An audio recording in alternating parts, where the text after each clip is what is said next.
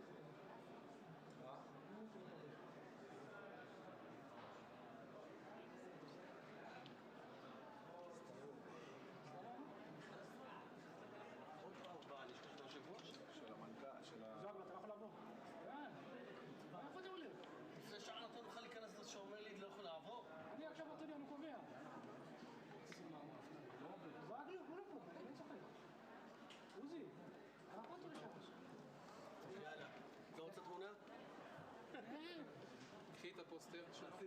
רציתי. תדבקי את ה... מכירה פוטושופ חכם? פוטושופ, תדבקי את זה. אי אפשר.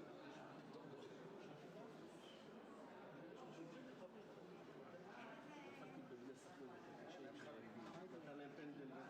חפשתי, היו המון שלוש משחקים בליגת אלופות. נגמרו בתיקו. נגמרו בתיקו. מה? אי אפשר. זה כמות של אנשים כאילו. אנחנו בקצב מתעכבים עוד שעה קדימה. מתעכבים יותר חצי שעה, לא, חצי שעה. שקט, מה יש לכם? מתי הוא אמור לעלות לנאום? הוא היה צריך להיות ב-11:15. היה אמור להיות בחוץ. כן. יש לנו 12. יש לנו עיכוב של שעה. יש לך עוד זמן. שעה וחצי.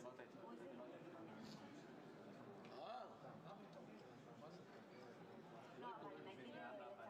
בואי נעלה להציע, בואי. לא להצטלם. אתה יודע מה? עשו לו חיצה. אתה יודע מה? איך? אם אני בוזגלו? במליאה, אני יכולה... אתה יכול להיכנס למליאה. כמה זמן? אתם יכולים לצלם אותו? לא בא. הנה הוא מצלם. אמא שלי, בבקשה. הנה הוא מצלם. אתה יכול לקחת את הטלפון שלי לצלם? רגע, שנייה, אני עושה פה דיל. מה אתה להגיד להם? יכול להיות שהם... מתי הייתה חטופה? חייבים קצת. זה מה שאתה מגיד? זה בטלפון. לא, זה לא.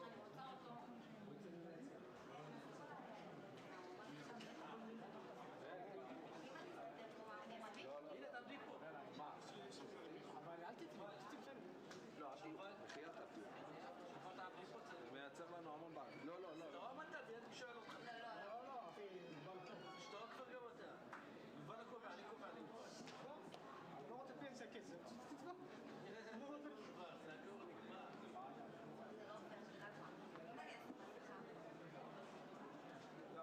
עדיף שתחליט את החליט. אני אהיה מהשור. עדיף שתחליט את המוצא.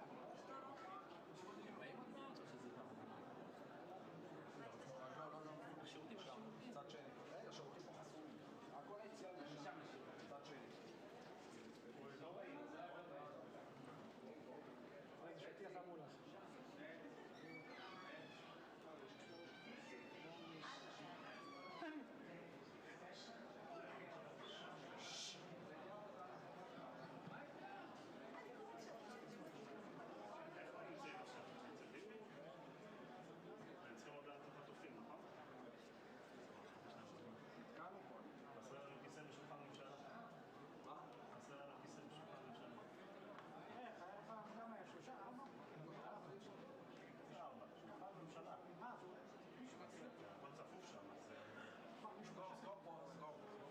בוא, כנס. שיהיה בפנים, שאיתה היא בפנים. לא, לא, פה בסדר. תשאיר אותי. תשאיר אותי. מי יכול לצאת עם... לא יודע, מישהו נמצא, רינה, מי זה?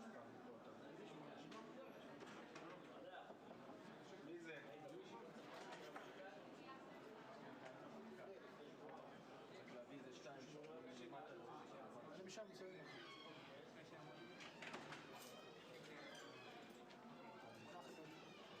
זהו, אני לא אצא.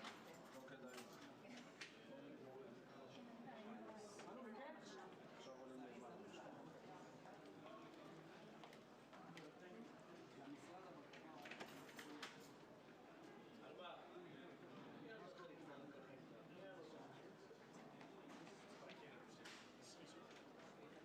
Right here? Yeah. To the right. Here. Right. Yeah, we can see it. Show. Is there another door? It is, but... This is immediate. Tiempo, acá.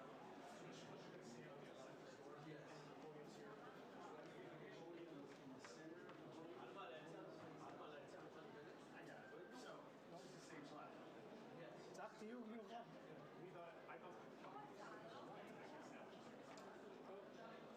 עמדו פה. תסתכלי, את רוצה לראות לא?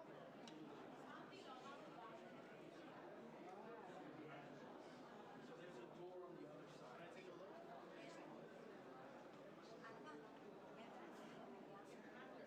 בוא! בוזגלו!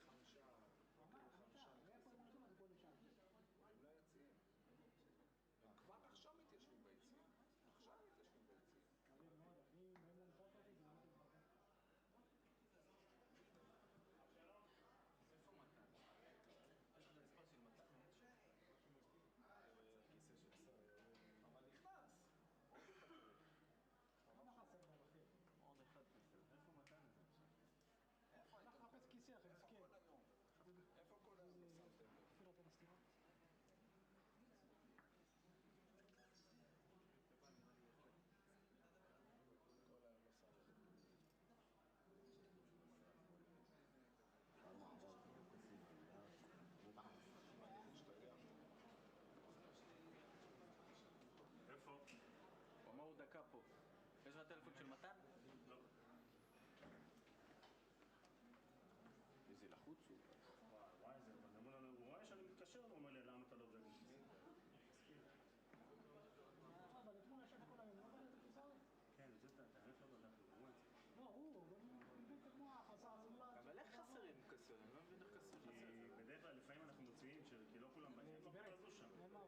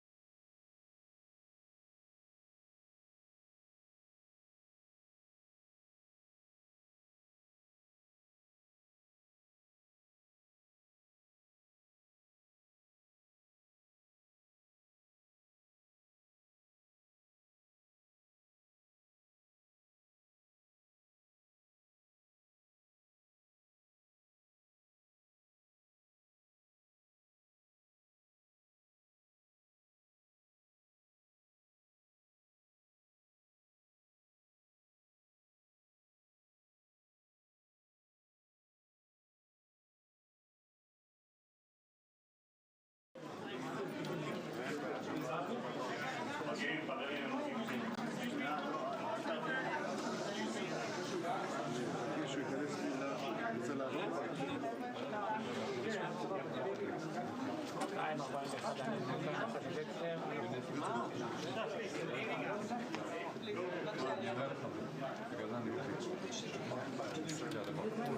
sure they have a way. Make sure they have a way. Make sure they have a way. They're coming. Six sides. We are now entering the plenary, Mr. President.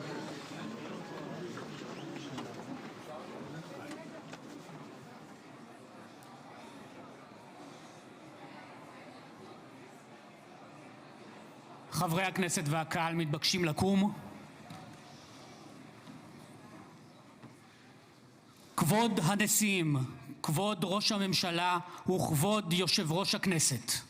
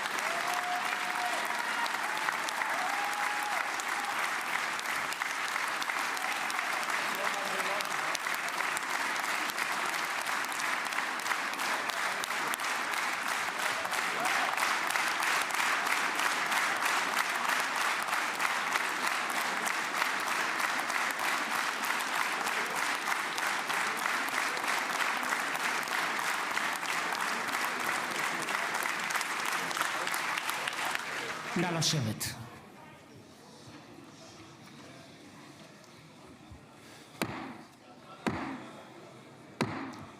חברות וחברי הכנסת, היום יום שני, כ"א בתשרי התשפ"ו, 13 באוקטובר 2025, ואני מתכבד לפתוח את הישיבה המיוחדת של הכנסת לכבוד נשיא ארצות הברית של אמריקה, מר דונלד ג'יי טראמפ.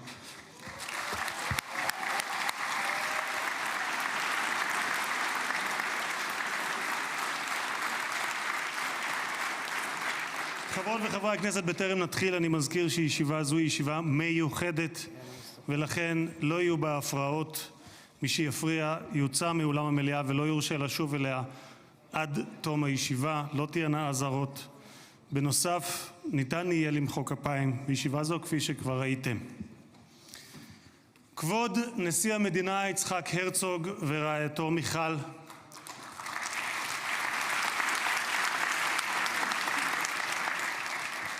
כבוד ראש הממשלה בנימין נתניהו ורעייתו שרה,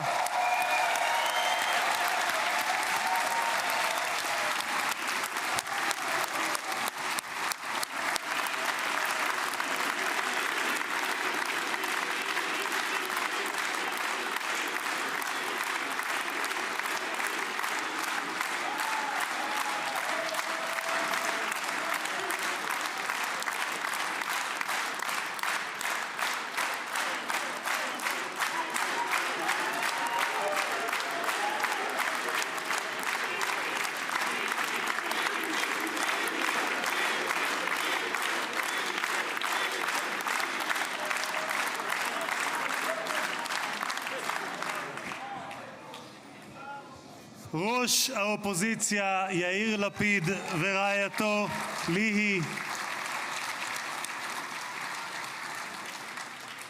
שרים וחברי הכנסת, special recognition to Minister Ron Dermer, who led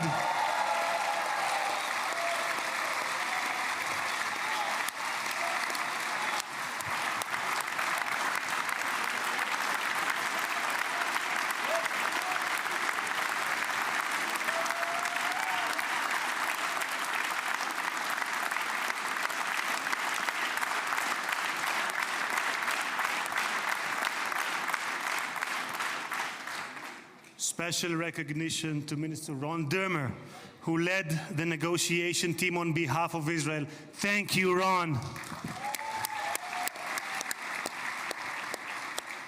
Secretary of State Marco Rubio,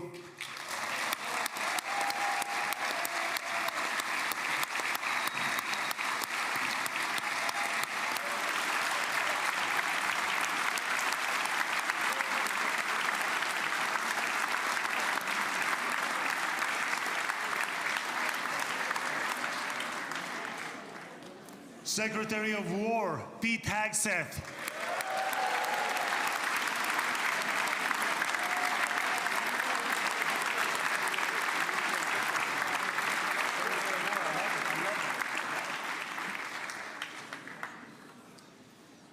Chairman of the Joint Chiefs of Staff, General Dan Kane,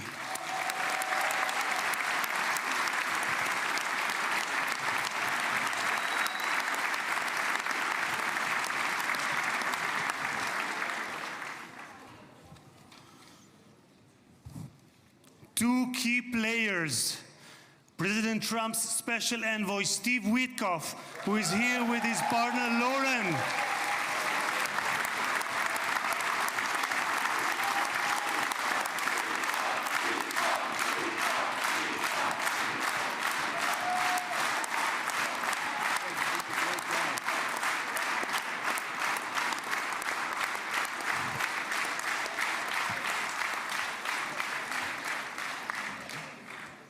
and Jared Kushner, who is here with his wife Ivanka.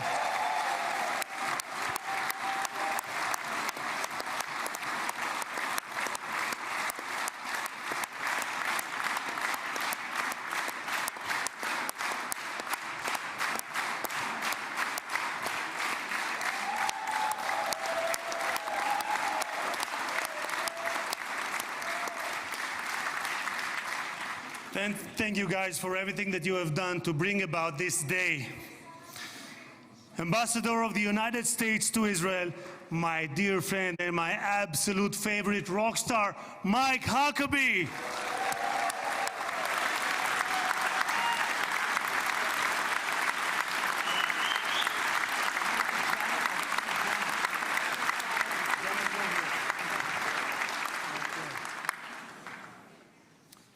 שגריר ישראל בארצות הברית, יחיאל לייטר.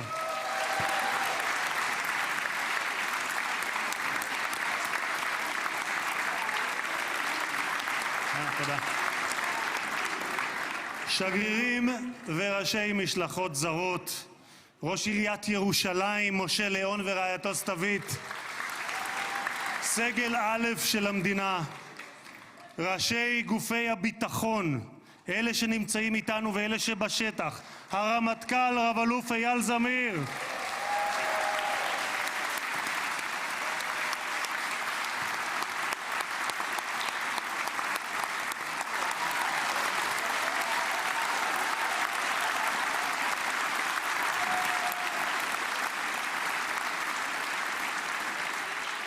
המפכ"ל רב ניצב דניאל לוי,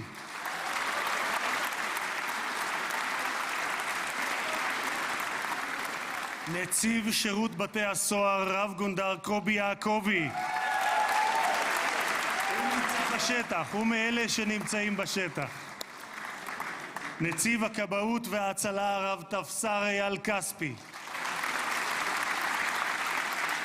ראש המוסד דוד ברנע,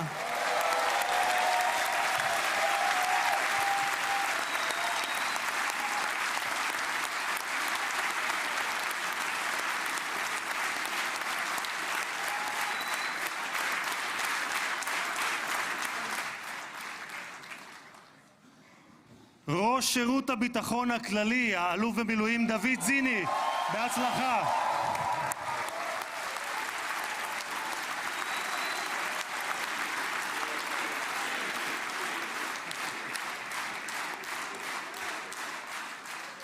ראש מנהלת החטופים גל הירש.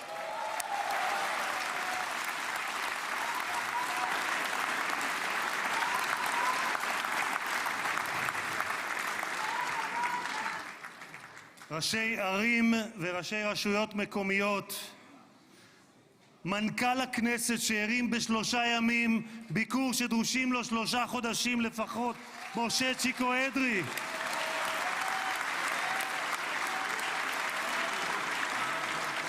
מזכיר הכנסת עורך הדין דן מרזוק, היועצת המשפטית לכנסת עורכת הדין שגית אפיק,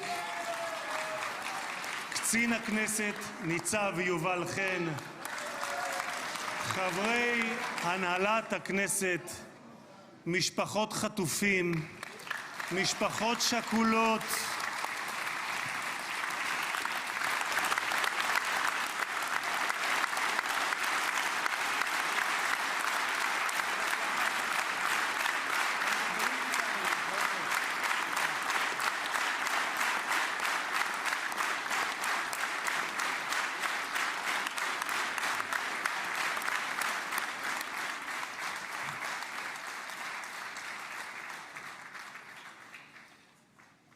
סגל א' של המדינה, מכובדים מהארץ ומהעולם, ואני פותר בזאת את הדוברים הבאים מאזכור כל המכובדים.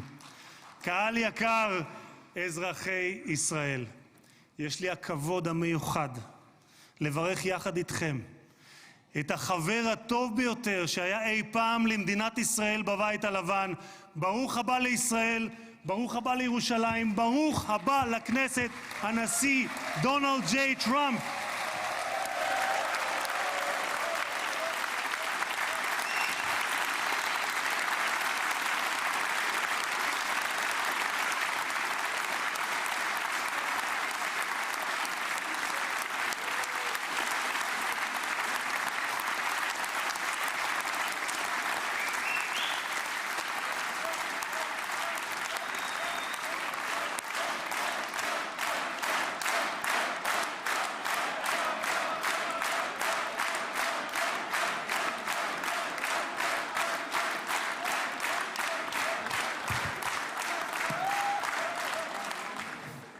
אדוני הנשיא, אני מבקש להודות לך על שהענקת לכנסת את הזכות והכבוד להיות הפרלמנט הראשון מחוץ לארצות הברית שאתה מבקר בו בכהונתך הנוכחית. במסורת היהודית נהוג לברך ברגעים ייחודיים שכאלה, ברוך שנתן מכבודו לבשר ודם. תודה לך, הנשיא טראמפ.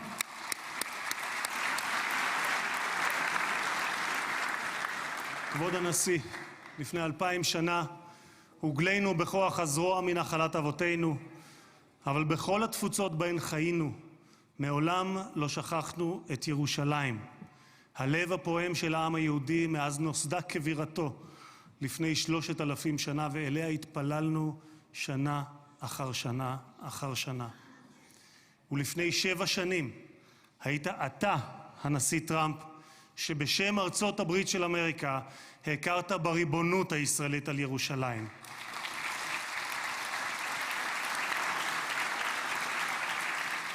אתה מימשת הבטחה שנשיאים רבים לפניך הבטיחו, אבל רק אתה קיימת.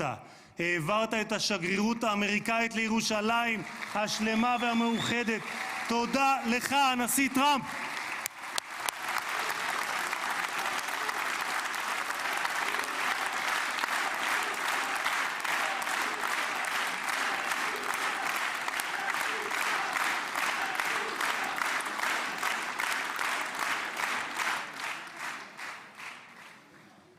משחר הקמתה נאלצה מדינת ישראל להילחם, אך תמיד הושיטה את ידה לשלום.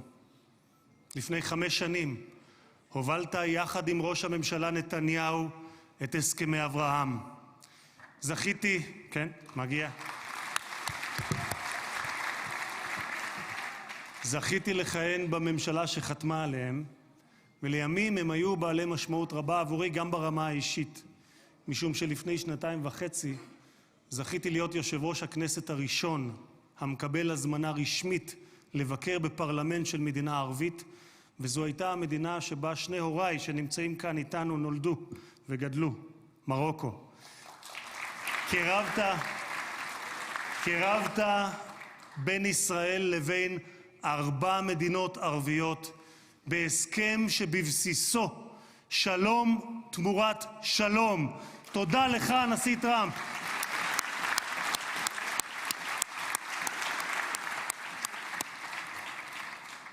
הרבה לפני כהונתך הראשונה, כבר ב-2011, זיהית את הסכנה שבאיראן גרעינית וכתבת, ואני אומר זאת בשפת המקור ברשותכם. Iran's quest of nuclear weapons is a major threat to our nation's national security interests. We can't allow Iran to go nuclear. איום על ארצות הברית משמעו איום על העולם החופשי כולו.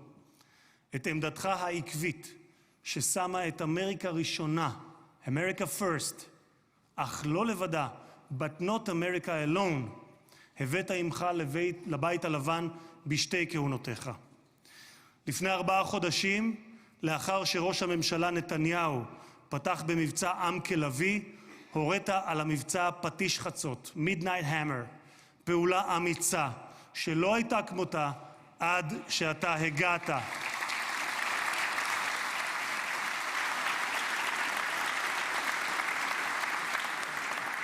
בכך, אדוני הנשיא, מנעתם שואה גרעינית שאיראן ביקשה להמיט עלינו ועל העולם, מדינה שבפרלמנט שלה נבחרי הציבור זועקים מוות לאמריקה, מוות לישראל.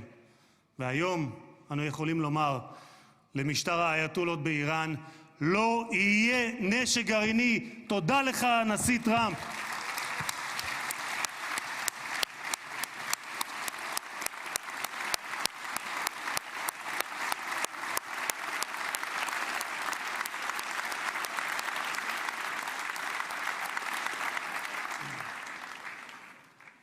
כבוד הנשיא, היום העם היהודי מציין את סיום חג הסוכות, ומחר נציין את שמחת תורה. בשמחת תורה לפני 2 לא שמחנו.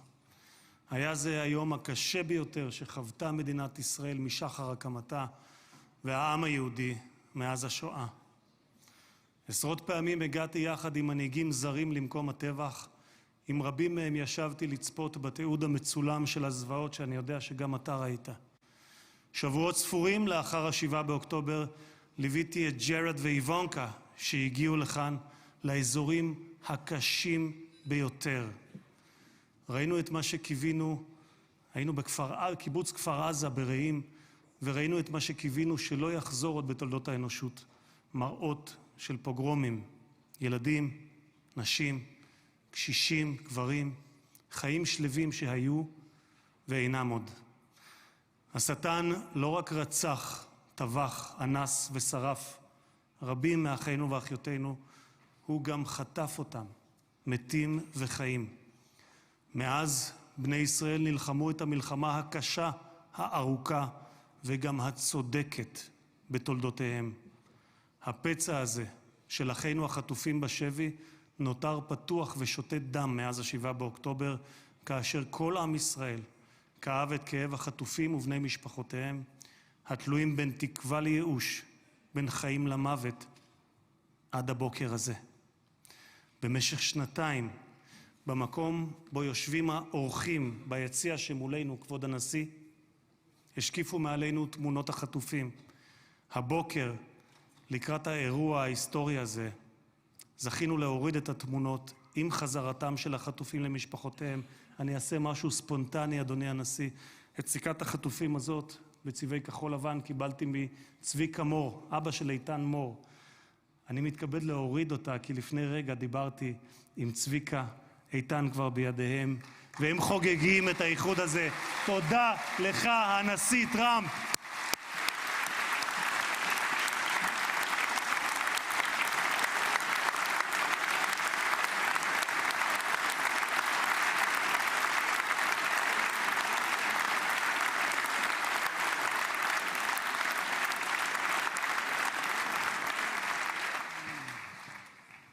Mr. President, you stand before the people of Israel not as another American president, but as a giant of Jewish history, one for whom we must look back 2.5 millennia into the mists of time to find a parallel, Cyrus the Great.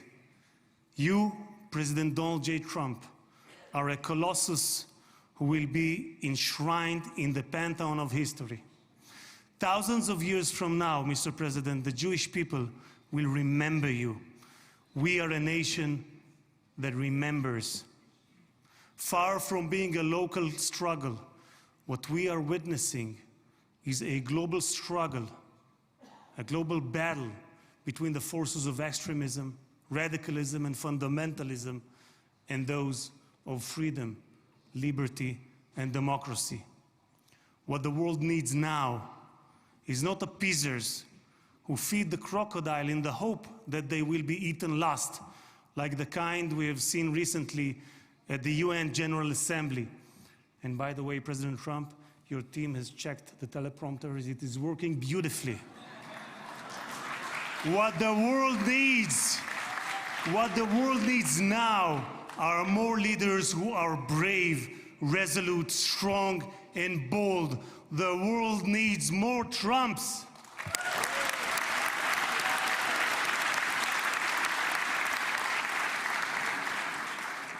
Mr. President, with your permission, I would like to take this moment to address Prime Minister Netanyahu.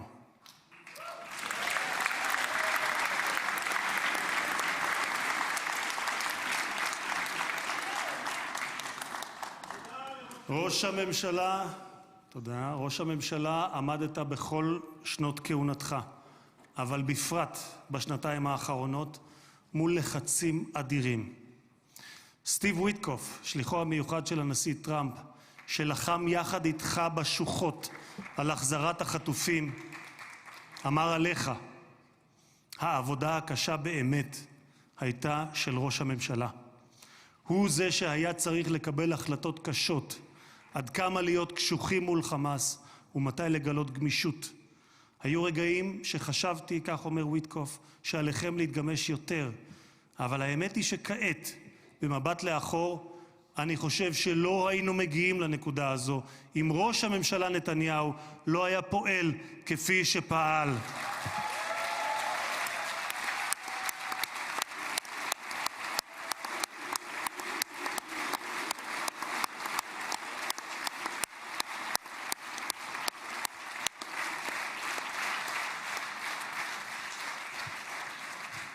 גם הנשיא שלי, ממשיך וויטקוף, גם הנשיא שלי, אתה אדוני, הנשיא טראמפ, מאמין בכך. הוא מאמין שראש הממשלה נתניהו קיבל החלטות קשות מאוד, והיו אנשים פחות אמיצים שלא היו מקבלים החלטות כאלה. והנה אנחנו כאן היום, משום שלחמאס לא הייתה ברירה, כך אומר וויטקוף. הם נאלצו להגיע להסכם הזה. הלחץ היה עצום ולכם יש צבא גדול. התקדמתם משמעותית בשטח, וזה מה שהוביל להסכם הזה. כך אומר השליח וויטקוף. אדוני ראש הממשלה, אתמול בדרכו לישראל אמר הנשיא טראמפ שאתה הוא האיש הנכון בזמן הנכון. ואני גאה לומר כאן, לעיני העולם, שבזכותך הגענו להישגים הרבים שאליהם הגענו. תודה לך, ראש הממשלה.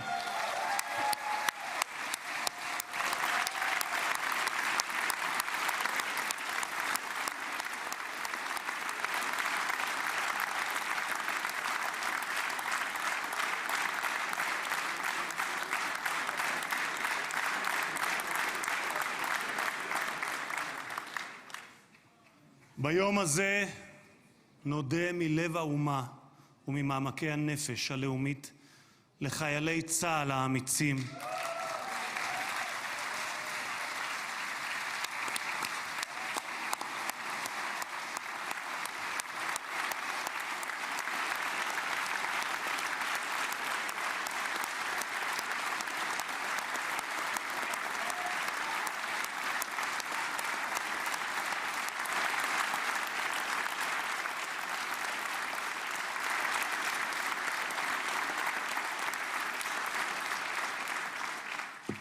נודה לחיילי צה"ל האמיצים שהסתערו קדימה כאריות וסיכנו את חייהם כדי להגן על מדינת ישראל.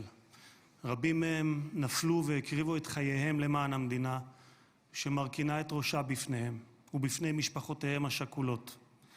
דמם לא נשפך לשווא, כי בגבורתם ובהקרבתם הם הביאו לרגע הנשגב הזה, ושמותיהם ייוותרו חקוקים לעד בלב האומה.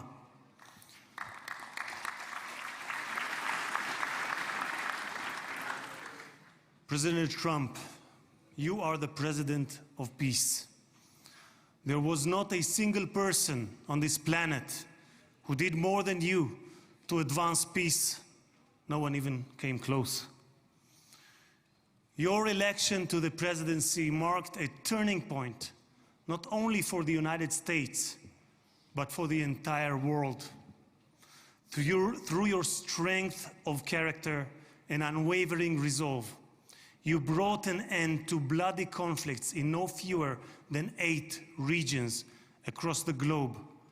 In less than 9 months, you became one of the most consequential presidents in history. You saved countless lives that would have been lost without your leadership. And as our sages teach, whoever saves one life, it is as though he has saved an entire world.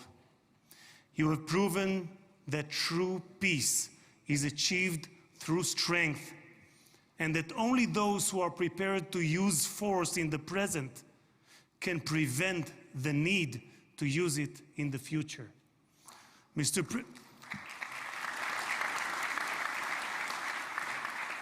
President, you, more than any other individual, are deserving of the highest recognition for your efforts in promoting peace. Therefore, I hereby announce that together with our good friend, Speaker of the House, Mike Johnson, we will rally speakers and presidents of parliaments from around the world to submit your candidacy for the Nobel Prize, Peace Prize next year. There is no one more deserving than you, President Trump. No one.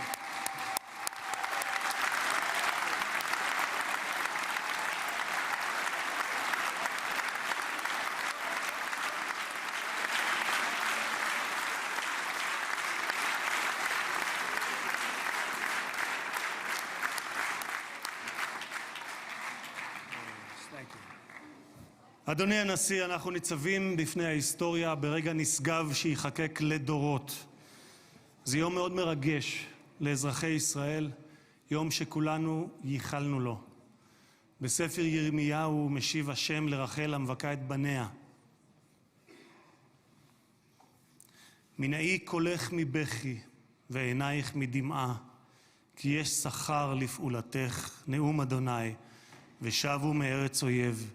ויש תקווה לאחריתך, נאום אדוני, ושבו בנים לגבולם.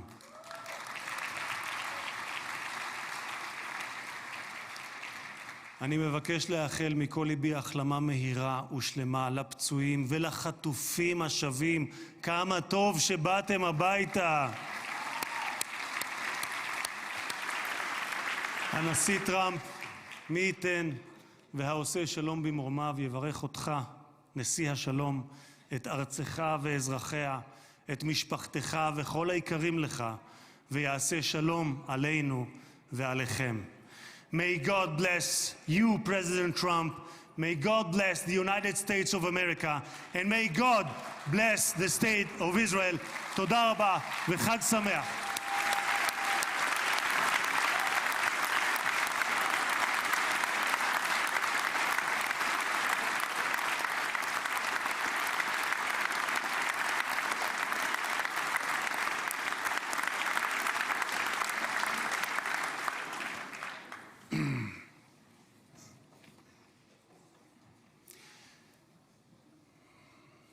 אני מתכבד להזמין כעת את ראש הממשלה, חבר הכנסת בנימין נתניהו, לשאת דברים.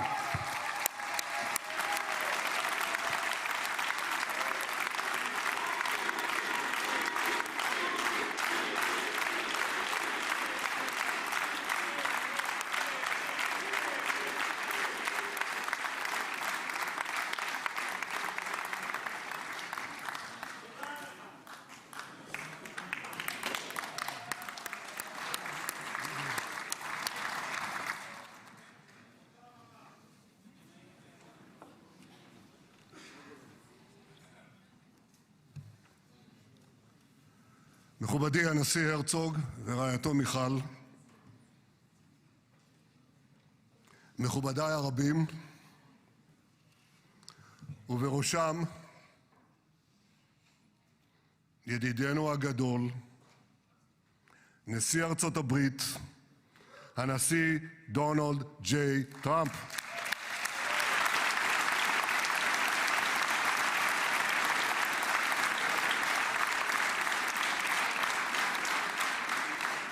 ברוך בואך לירושלים, בירתנו הנצחית. ברוך בואך לישראל ביום המרגש הזה שיחקק בתולדות עמנו. וגם אתה, הנשיא, תחקק בתולדות עמנו, כי כבר נחקקת בתולדות האנושות. אבל אנחנו, כפי שנאמר, זוכרים את ידידנו, ואנחנו יודעים את חלקך החשוב והמכריע בהחזרת יתרת חטופינו ביום הזה שהתבשרנו עכשיו, רק לפני שעה קלה, שכל חטופינו החיים שבו אלינו. איזו התרגשות.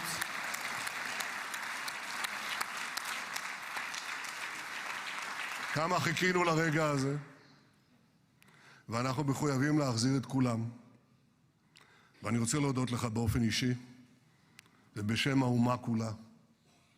תודה לך, הנשיא טראמפ. תודה לך.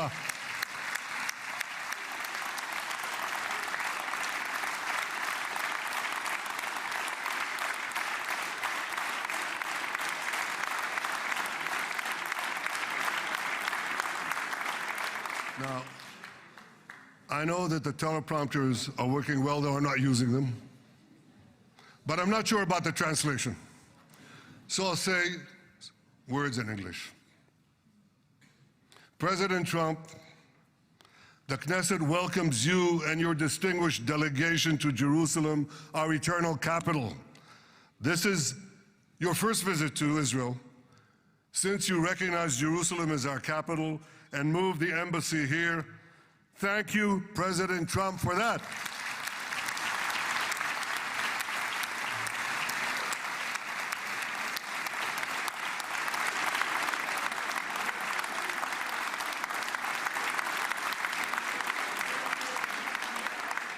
There are many other reasons to thank you since your last visit here. Thank you for recognizing Israeli sovereignty over the Golan Heights.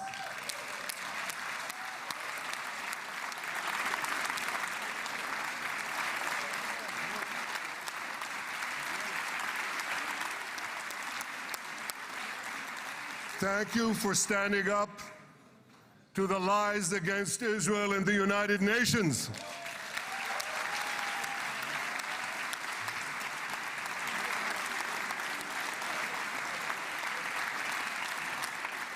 Thank you for recognizing in your 2020 peace plan our rights in Judea and Samaria, the ancestral homeland of the Jewish people.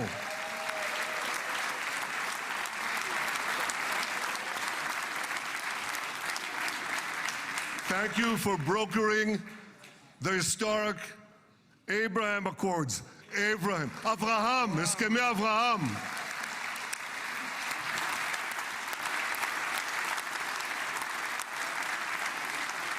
Thank you for withdrawing from the disastrous Iran nuclear deal.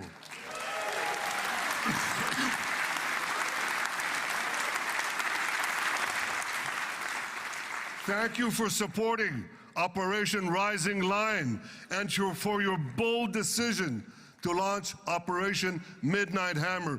Boy, is that, you gotta hear this.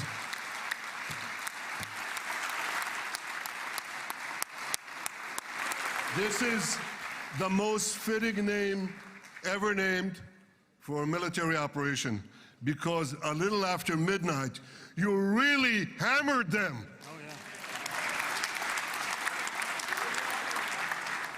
My friends, this is only a partial list but it's enough to affirm what I've said time and again. Donald Trump is the greatest friend that the state of Israel has ever had in the White House.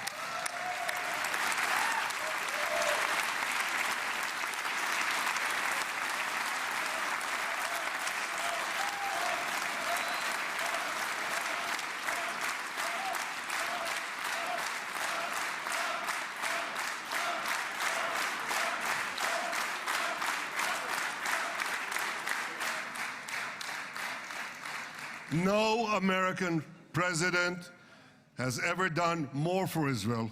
And as I said in Washington, it ain't even close. It's really not a match.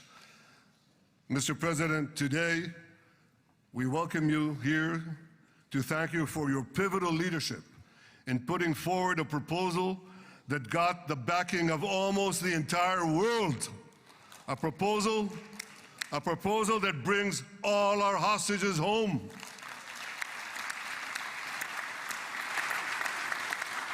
A proposal that ends the war by achieving all our objectives. A proposal that opens the door to an historic expansion of peace in our region and beyond our region. Mr. President, you are committed to this peace. I am committed to this peace. And together, Mr. President, we will achieve this peace. We've done it before. We've done it before in the Abraham Accords, and we'll do it again. Mr. President, today the Jewish calendar marks the end of 2 years of war. That war began on October 7th, on the Jewish festival of Simchat Torah. You always tell me, and you tell the world, remember October 7th. Mr. President, we remember. We remember the thousands of Hamas terrorists who stormed into our towns and kibbutzim. We remember the 1,200 people Hamas savagely slaughtered in cold blood, including dozens and dozens of Americans. We remember entire families burnt alive as they embraced each other. We remember the beautiful young Israelis brutally gunned down at the Nova Music Festival. We remember the hundreds of our citizens who were dragged into the dungeons of Gaza, including 12 Americans, men and women, young and old, babies and elderly Holocaust survivors. My friends, Mr. President, Donald, these monsters take babies as hostages. In response to this barbaric attack on October 7th, Israel did what it had to do. With indomitable courage, we set out to defend our people, to defeat our enemies, and to release our hostages. Our heroic soldiers fought like lions. They fought on the front lines of civilization and barbarism.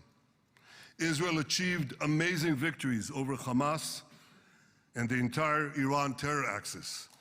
Sinwar, Dev, Hania, Nasrallah, Assad, they're all gone.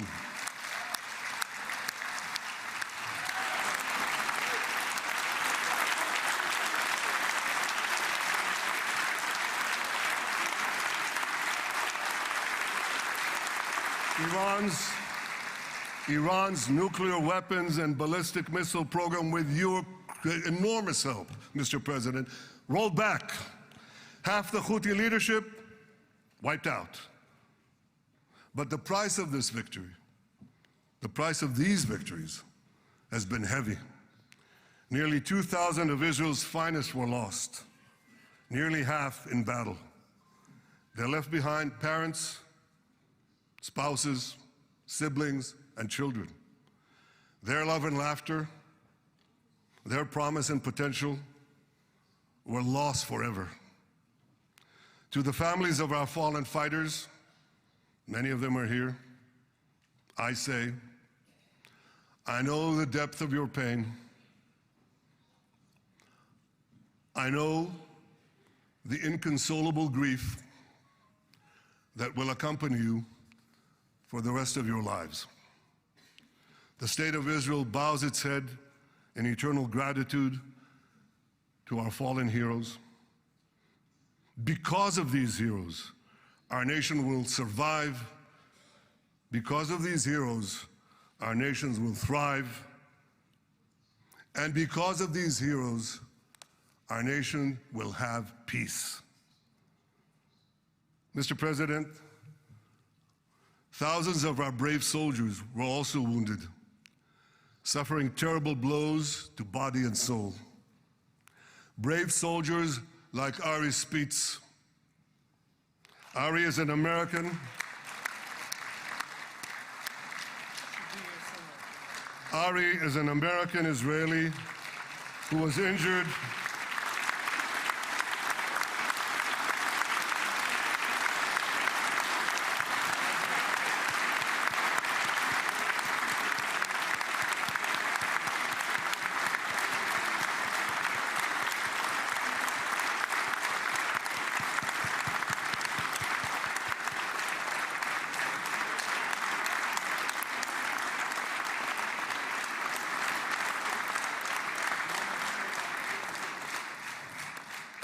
Ari is an American Israeli who was injured in Gaza while searching for Hamas terrorists and weapons. 2 of Ari's comrades were killed in this action and 10 were injured. Ari was presumed dead, but made a miraculous recovery despite losing 3 limbs. Ari, stand up for a minute alone. Stand up. There you go. There. Ari, you are the spirit of Joshua. You are the spirit of David. You are the spirit of the Maccabees. You are the spirit of Israel. I salute you. We all salute you.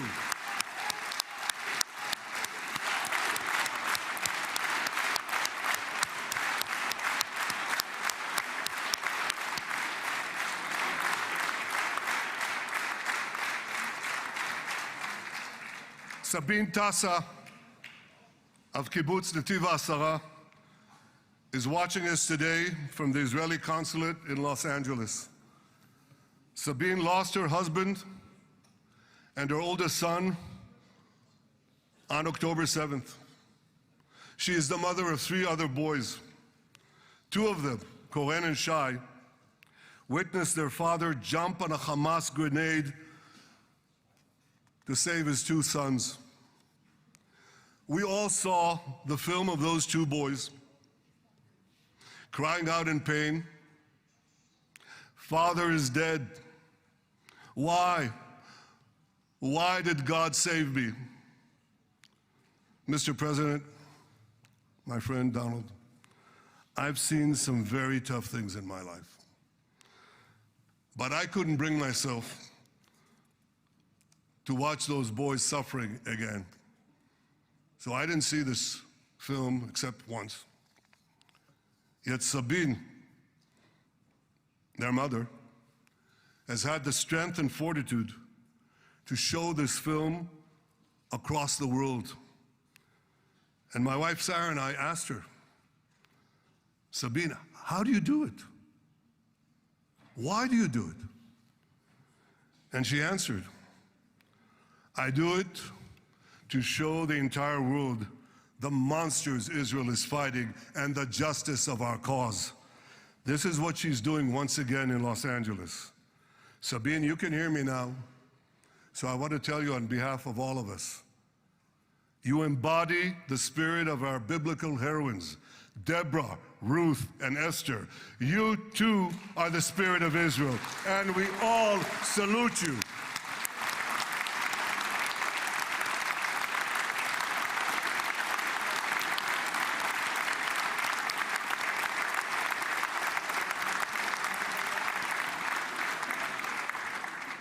Mr. President, you asked me on our many conversations during the 12-day war with Iran, you asked me, how are the people holding up? And I said to you, our people are strong. Israelis are a nation of lions with unlimited resolve to defend our country and secure our future. The people give strength to our soldiers, and the people give strength to me and to my colleagues. The Jewish people have risen from the ashes time and again, but when we formed the State of Israel and the Army of Israel, we pledged never again would be defenseless against our enemies. And that resolute strength not only assures our survival, it assures our future, it assures peace. We have paid a high price for this war, but our enemies now understand just how powerful and just how determined Israel is. They understand that attacking Israel on October 7th was a catastrophic mistake. They understand that Israel is strong and that Israel is here to stay. And this, Mr. President, is the indispensable foundation of peace. Peace through strength.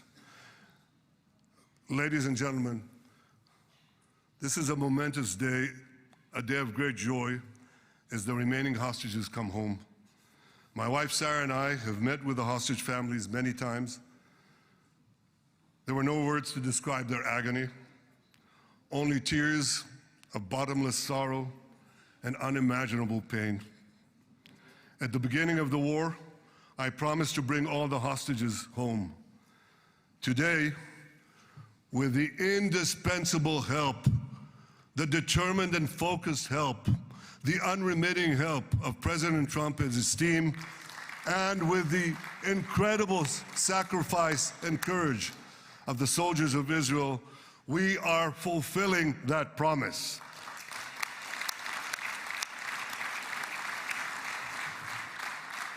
It has been a long journey to get here. In the first week of the war, our brave soldiers put military pressure on Hamas, and the international community put diplomatic pressure on them. This enabled us to secure the release of over 100 hostages.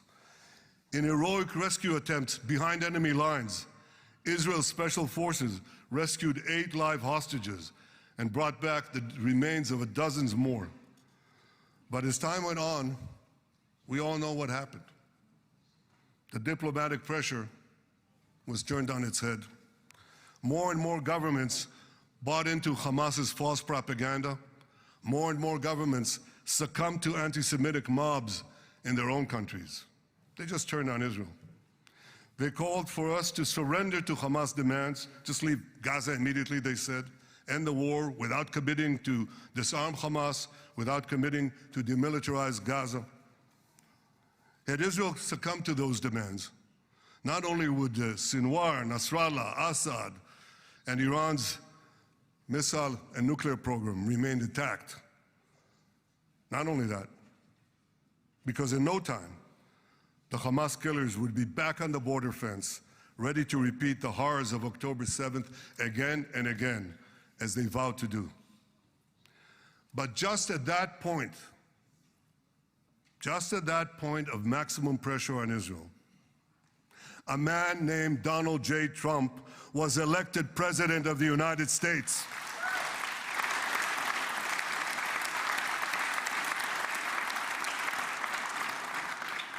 And ladies and gentlemen, overnight, everything changed. Everything.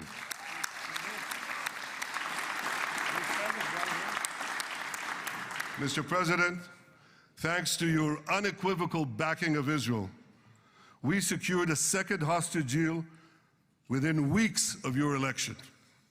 And in the months that followed, we worked closely together to forge a path to bring the remaining hostages home and end the war. End the war in a way that ensures the disarming of Hamas, the demilitarization of Gaza, and that Gaza would never again pose a threat to Israel. 2 months ago, you fully backed my decision to send the IDF into the last Hamas stronghold in Gaza City. You shared my view that this military pressure would help free the hostages.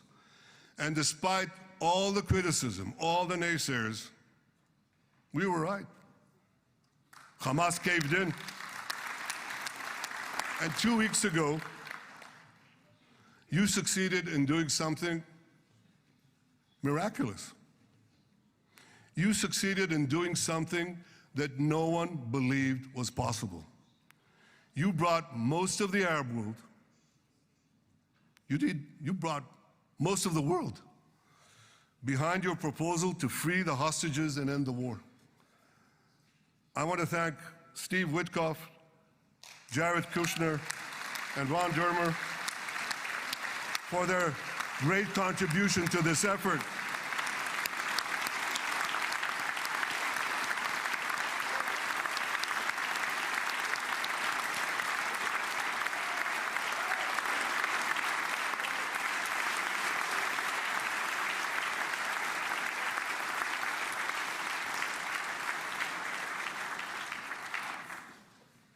And I want to thank our negotiating team.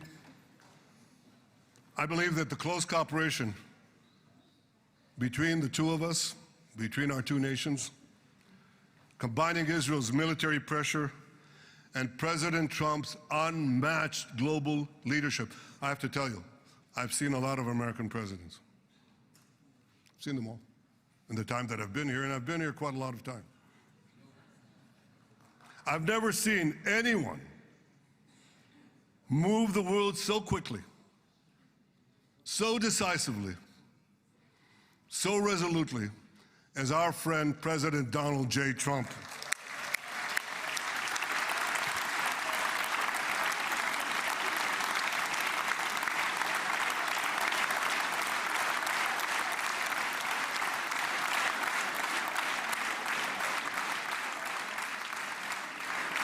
With our military pressure and President Trump's global leadership, we achieved this historic moment. It's a moment of indescribable joy as our nation embraces our sons who are coming home. Mr. President, this week, Jews around the world are going to read the book of Ecclesiastes, Kohelet, in the Bible. The Bible has many miraculous moments. One of them was your decision to bomb Fordo. I think it was a pivot of history because it wasn't meant only to bomb Fordo. That action and your previous action of taking out Qasem Soleimani, the architect of death, I think that changed the balance of power in the world. You brought America back again to the driver's seat.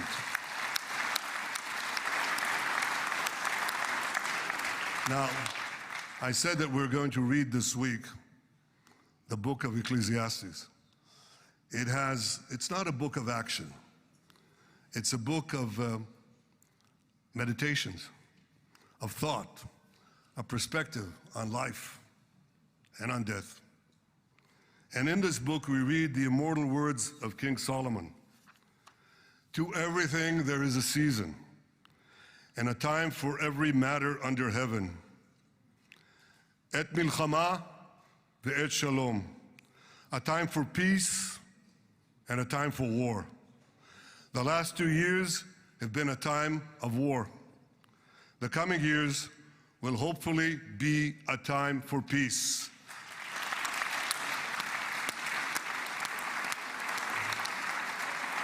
Peace inside Israel and peace outside Israel.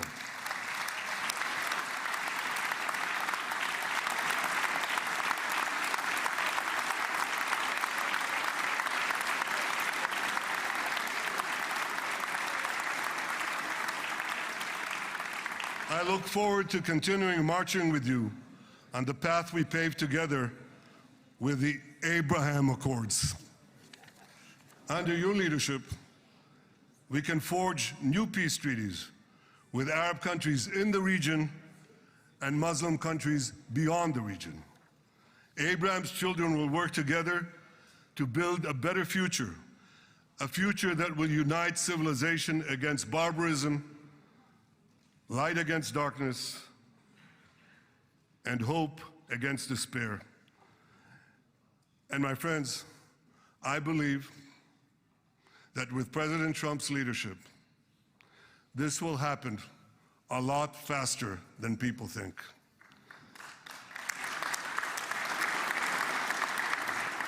As Prime Minister of Israel, I extend my hand to hold those who seek peace with us. No one wants peace more than the people of Israel. Israel will always remain vigilant in defending itself, and Israel will always remain full of hope. Hope is our national anthem. Hope is our creed. Hope is our strength. It is time, my friends, to realize that hope and expand the circle of peace. Mr. President,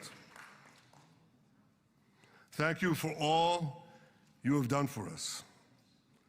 I have submitted your nomination to be the first non-Israeli recipient of the Israel Prize, Israel's highest award. As to that other prize, just a question of time, you'll get it.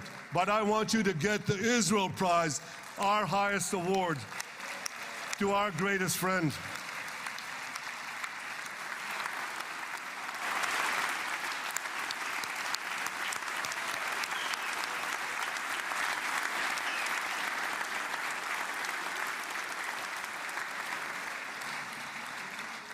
When others were weak, you were strong.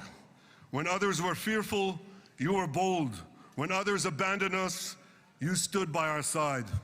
On behalf of the government and people of Israel, I thank you for your extraordinary friendship. Thank you for helping bring our hostages home.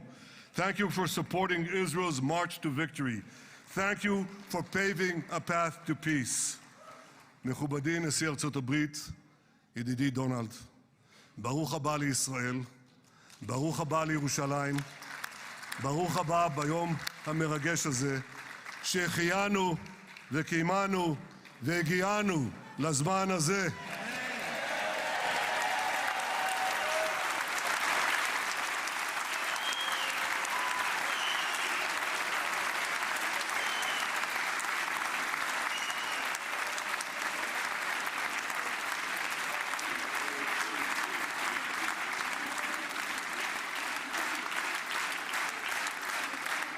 May God bless you and your family, Mr. President.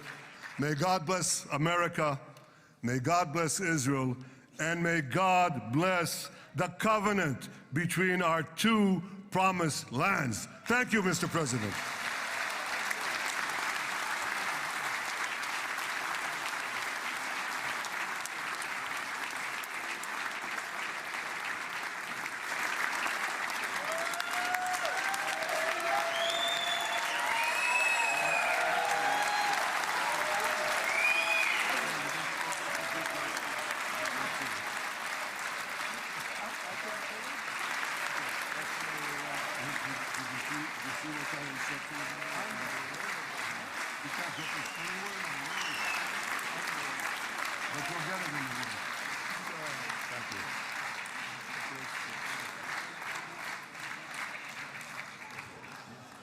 Mr. President.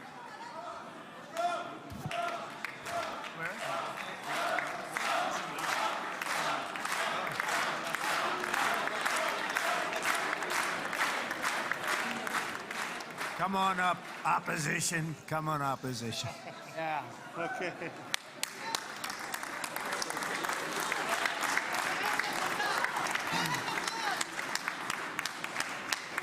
אני מתכבד להזמין כעת את ראש האופוזיציה, חבר הכנסת יאיר לפיד.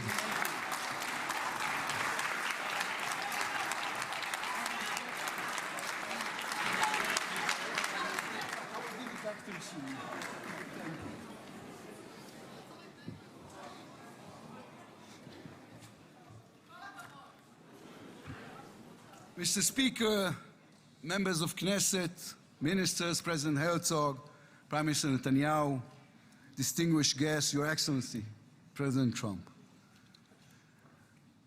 For 2 years, we waited for this moment. 2 years of sleepless nights, 2 years without air in our lungs. Our eyes are filled with tears today, our hearts are filled with gratitude, our children are coming home.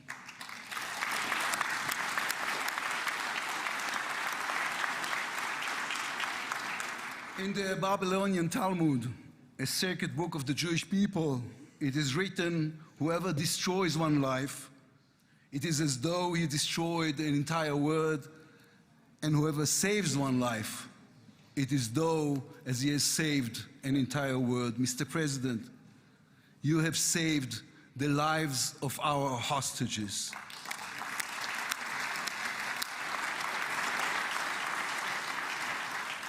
But you saved so much more. You have saved the souls of the bereaved whose loved ones now will be brought home for burial. You have saved thousands of soldiers who will now not fall in battle. And you have saved millions from the horrors of war. You have saved more than one life, and each life is an entire world. This is a historic moment, and a reminder that history is shaped by people. It is shaped by those who know the past, but have the vision to change the future. When you were elected, you declared that you would be the president of peace. You have kept your word. The fact that you were not awarded the Nobel Peace Prize is a grave mistake by the committee. But they will have no choice, Mr. President. They will have to award it to you next year.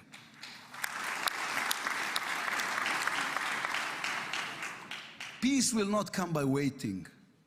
It will come by building, by reaching out, and by daring once again to believe. You, Mr. President, have done the unimaginable. We will be eternally grateful. But we also need to take responsibility. The destiny of Israel will always be written by the people of Israel. We must now prove ourselves worthy of what has been achieved. From its founding, Israel has said to the world that our strength, our power, rest upon our values. Israel is the strongest country in the Middle East because we are the only democracy in the Middle East. Because we believe in the principles laid in our Declaration of Independence, which says Israel will ensure complete equality of social and political rights to all its inhabitants, irrespective of religion, race, or sex. It will guarantee freedom of religion, conscience, language, education, and culture. It will safeguard the holy places for all religions. Those are our values. That is who we are as people, as a country. Our neighbors must understand one more thing about us. We are not going anywhere. The Middle East is our home. We are here to stay. Our story did not end in the Bible. It began there. It continues in our laboratories and universities, in our innovation hubs. Hamas, Hezbollah, Iran, and the Houthis, they all read the wrong intelligence reports. The real intelligence report on Israel's intentions is found in the book of Genesis. And I will give you and your descendants after you the land of Canaan for an everlasting possession. We call upon the nations of the Islamic world and all our neighbors, Saudi Arabia, Syria, others. We are here to stay. We can do great things together. Come and talk to us. Mr. President, You are the one who can make it happen as you did with the historic Abraham Accords. Then too, no one believed it was possible. Then too, you imposed your vision on everyone. While others spoke of difficulties, you created opportunity. You can be the one to bring the next wave of peace. The people of Israel support this. They want this. We are ready. And you can later today in Egypt with your unbelievably talented team, my friends Steve Witkoff, Jared Kushner, Marco Rubio, Pete Hegseth, forge a regional alliance that will change not only the Middle East but the entire world. After 2 years of war, the peoples of this region should look around and ask themselves, whose situation is better? Those who chose the path of peace or those who chose the path of war? Those who invested in their people, in the education of their children, in science and education and technology, or those who invested in hate and in violence? From here I say to all those who demonstrated against Israel these past 2 years, on the streets of London and Rome, in Paris and in Columbia University. I do not represent the government, as you know. I am the leader of the opposition. And I tell you, then, you were deceived.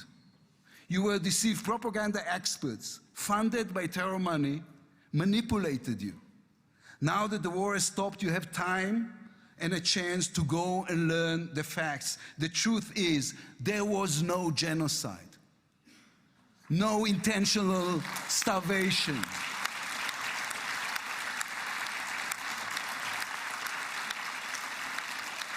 The truth is, there was an army and a country fighting in the most complicated conditions imaginable against terrorists who send their own children to die for a follow-up, who use their own children as human shields.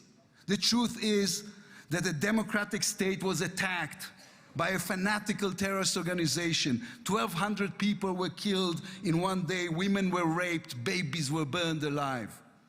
And all the while, they played with your minds, selling you the absurd idea that supporting Islamic terror is somehow a liberal value. There is good and evil in this world. When you stand with Hamas, you stand with evil. When you stand with Hezbollah, you stand with evil. When you stand with the Iranian regime, you stand with evil. When you stand with Israel, you stand on the side of justice.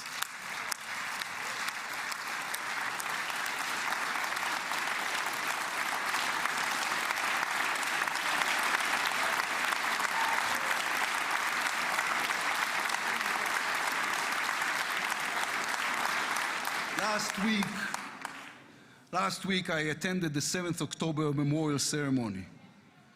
An inspirational woman called Galit Dan spoke on stage. Galit had a daughter, Noya, a 13-year-old girl who was autistic like my daughter. And Noya was full of light. She loved Harry Potter. On that dark day, Noya was sleeping at her grandmother's, Carmela's house in Kibbutz Nir Oz. Carmela was 80 years old. Their bodies, grandmother and granddaughter, were found embraced. They were murdered together.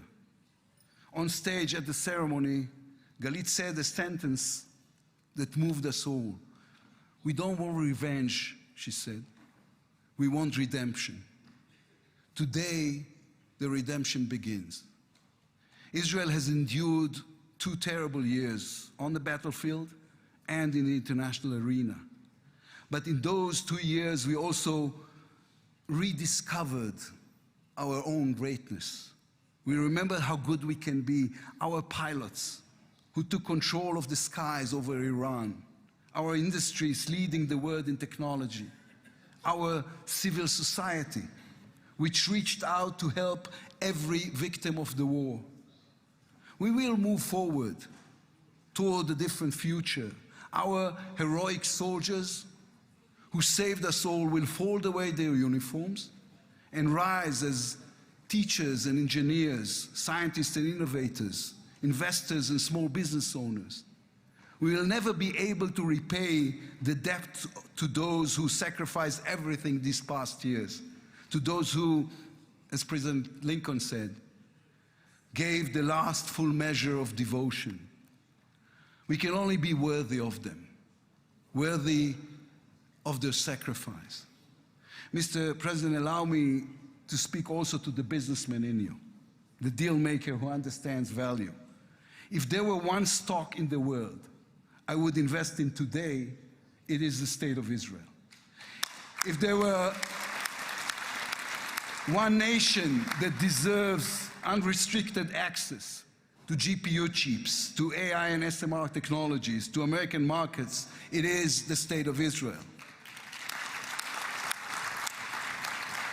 Israel's future is intertwined with our eternal alliance, our strategic and moral covenant with our greatest friends, the United States of America.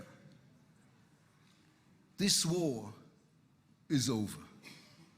We will always need to stay vigilant, to guard against those who seek our destruction. But the State of Israel is about to reinvent itself. The challenges ahead demand not only strength, but a new vision. It's time to take a new path, to be a nation that is advanced and thriving and peace-seeking. We have waited for this moment, for the end of the war, for the return of the hostages, for the chance to rechannel our grief and loss into the energy needed to rebuild our nation. Thanks to you, Mr. President. Thanks to our soldiers, our lions. Thanks to the millions of great Israeli patriots who filled the streets and the square and never, not for one moment, gave up on the hostages. Thanks to all of them, the strength within us can now rise, succeed, and build for our future and for our children. Thank you very much. God bless the United States of America. Am Israel Chai.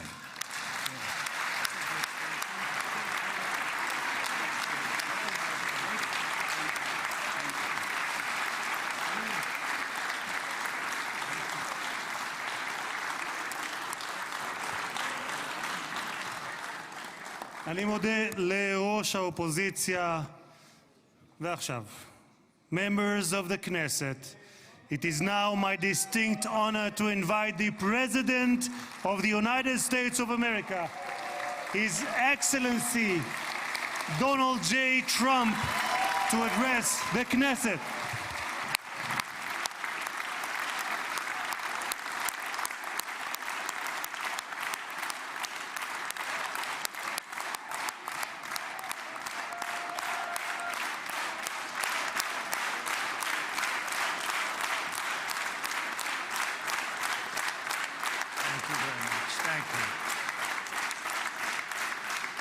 Thank you very much, everybody.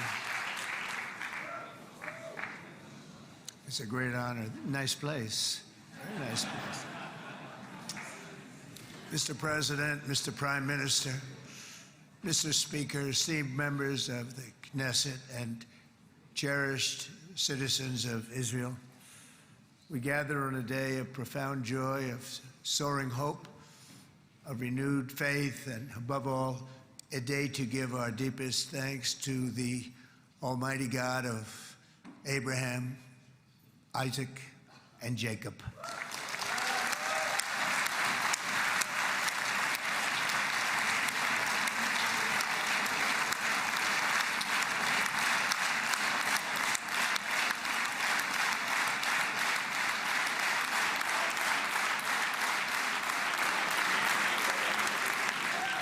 After 2 harrowing years in darkness and captivity, 20 courageous hostages are returning to the glorious embrace of their families, and it is glorious. 28 more precious loved ones are coming home at last to rest in this sacred soil for all of time. And after so many years of unceasing war and endless danger, today the skies are calm, the guns are silent, the sirens are still, and the sun rises on a holy land that is finally at peace, a land and a region that will live, God willing, in peace for all eternity.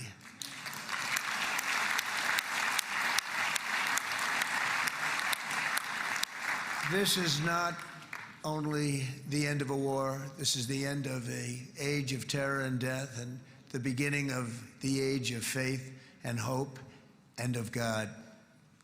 It's the start of a grand concord and lasting harmony for Israel and all the nations of what will soon be a truly magnificent region. I believe that so strongly. This is the historic dawn of a new Middle East. I want to express my gratitude to a man of exceptional courage and patriotism whose partnership did so much to make this momentous day possible. You know who I'm talking about. There's only one, Prime Minister Benjamin Netanyahu. Bibi, please stand up.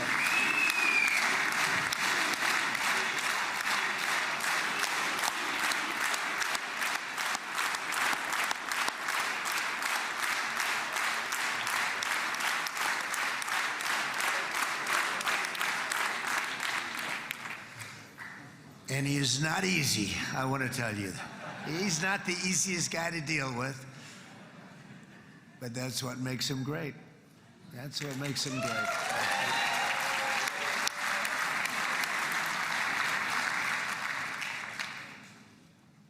Thank you very much, baby.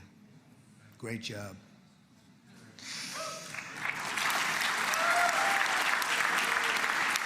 And let me also convey my tremendous appreciation for all of the nations of the Arab and Muslim world that came together to press Hamas to set the hostages free and to send them home. We had a lot of help. We had a lot of help from a lot of people that you wouldn't suspect, and I want to thank them very much for that.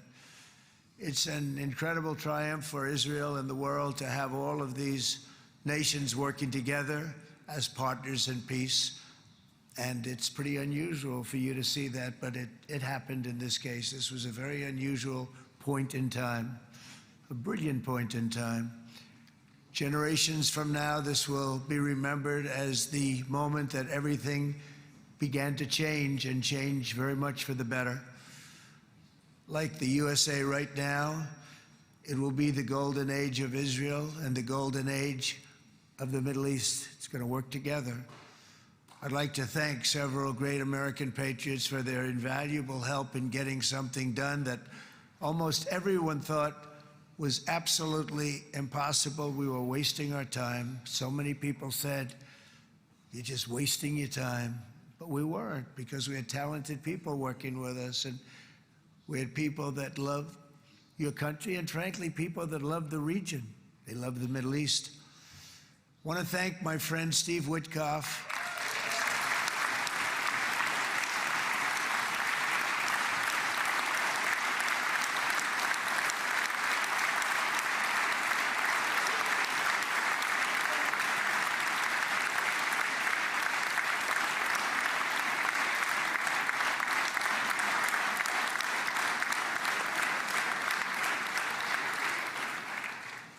You know, Steve was chosen by me.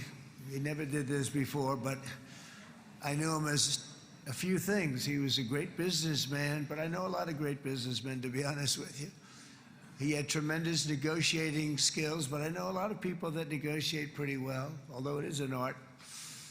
But there are people that can negotiate pretty well. But most importantly with Steve, he's just a great guy. Everybody loved him. Everybody.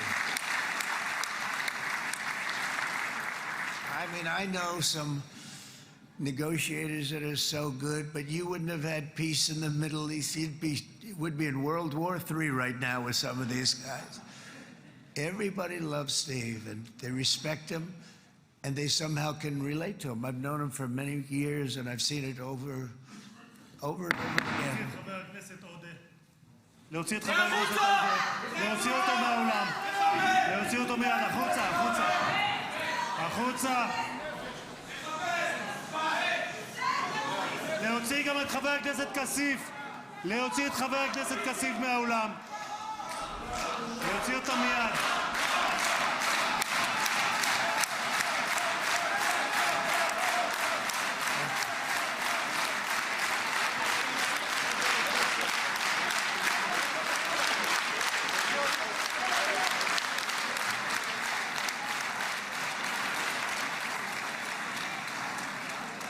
Sorry for that, Mr. President. Thank you. Please.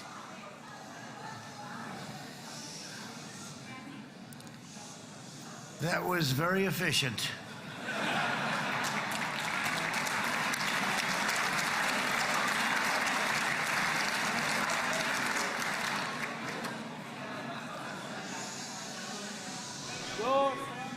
So back to Steve. He's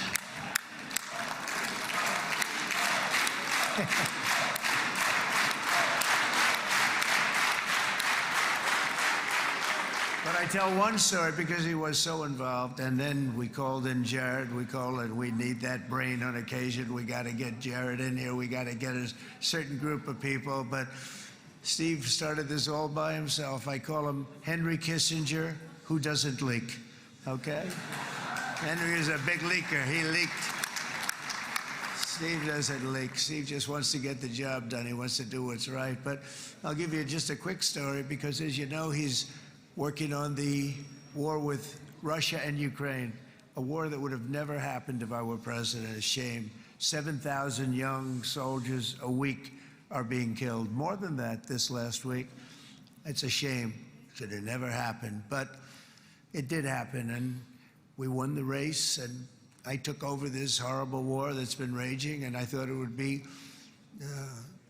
easily settled. I thought it was a hell of a lot easier than doing what we just did very successfully with Israel and a lot of other people. But this came first, and we'll get that one. But I set up a meeting for him to meet with President Putin, thinking it would be a 15 or a 20-minute meeting. Steve had no idea about Russia, had no idea about Putin too much, didn't know too much about politics, wasn't that interested. He was really good at real estate, but he had that quality that I was looking for, and I didn't see it around in too many ways. And I set up the meeting with Putin, and I called. I said, is Steve finished yet? That was about a half an hour into the meeting. No, sir, he's not. He's still inside. This is in Moscow. I said, well, how's he doing? I don't know, sir. He's still inside. I called up an hour later. Let me speak to Steve. Sir, he's still with Putin. He's with President Putin. I said, wow, that's a long meeting, 1 hour. I called up an hour later, he was still with Putin. 3 hours later, he was still with Putin. 4 hours later, he started to get the word that he was going to be coming out soon. And in 5 hours, he came out. I said, what the hell were you talking about for 5 hours? And he says, just a lot of interesting things. We're talking about a lot of interesting things, including what he went in there for, but you can't talk about it for 5. You can talk about it for a certain period of time, and you know what you're getting. But that's a talent. That's a talent, where you can do that. Most people I'd send in, number one, they wouldn't be accepted. Number two, if they were, the meeting would last 5 minutes, and that's what happens with Steve. Everybody loves him. They love him on this side. They love him on the other side. And he really is. He's a great negotiator because he's a great guy. So thank you very much, Steve, very much.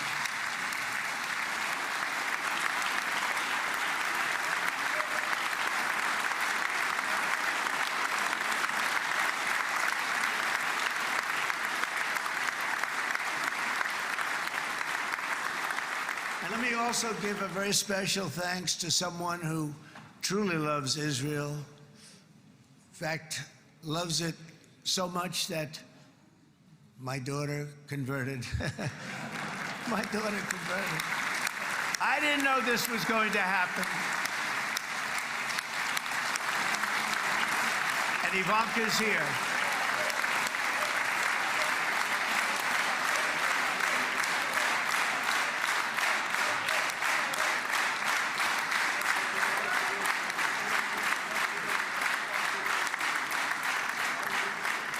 And Bibi, you do know this was not in the cards for me. You understand that. And she is so happy, and they are so happy. At least I think they're happy. If they're not, we have a big story, right? No, they have a great marriage, and they get along great. They're best friends. They have a very special relationship. But Jared has been so helpful. He really did something very special. He established the Abraham Accords with a group of very wonderful people. I like calling it the Avraham Accords, because people that... What? Avraham. It's so cool. It's so much sort of nicer, you know? The Abraham versus the Avraham.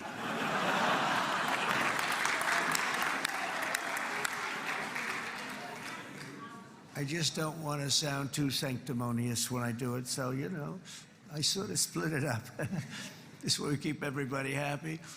But we have some very great talent, and they have no excuses for anything that's taken place, because we had some unbelievably good people working on this. And then you're going to add a man named Marco Rubio, who is also here. That's right.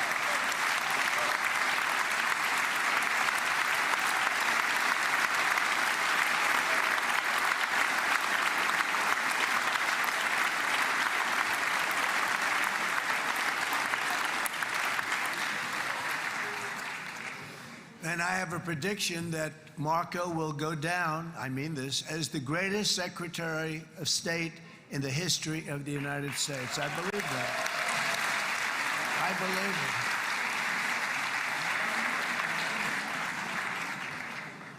it. And he and I, you know, we really fought it out. You remember, he was tough. He was nasty. Who the hell thought this was going to happen, Marco, right? And now I'm saying he's going to go down as the greatest. He will.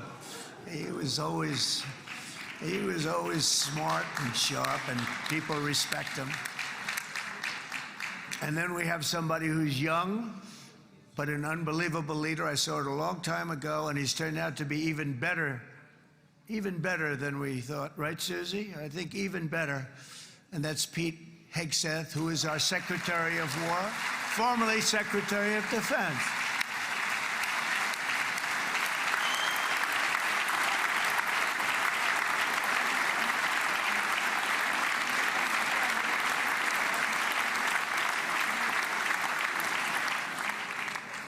And as you know, we decisively won World War I. We decisively won World War II decisively. And everything in between and everything before it, we won everything. And then they had the brilliant idea of changing the name from war, you know, it was war, to defense. And with that went a certain thinking. And we fought in a very politically correct way after that. We always had the strongest military, and now we have a stronger military than we've ever had before. Because of my first term, I've totally rebuilt the military, every aspect of it. But we have, if you think, we settled 8 wars in 8 months. I'm now including this one, by the way, if that's okay. They may say, well, that was quick. Because yesterday I was saying 7, but now I can say 8. The hostages are back. The hostages are back.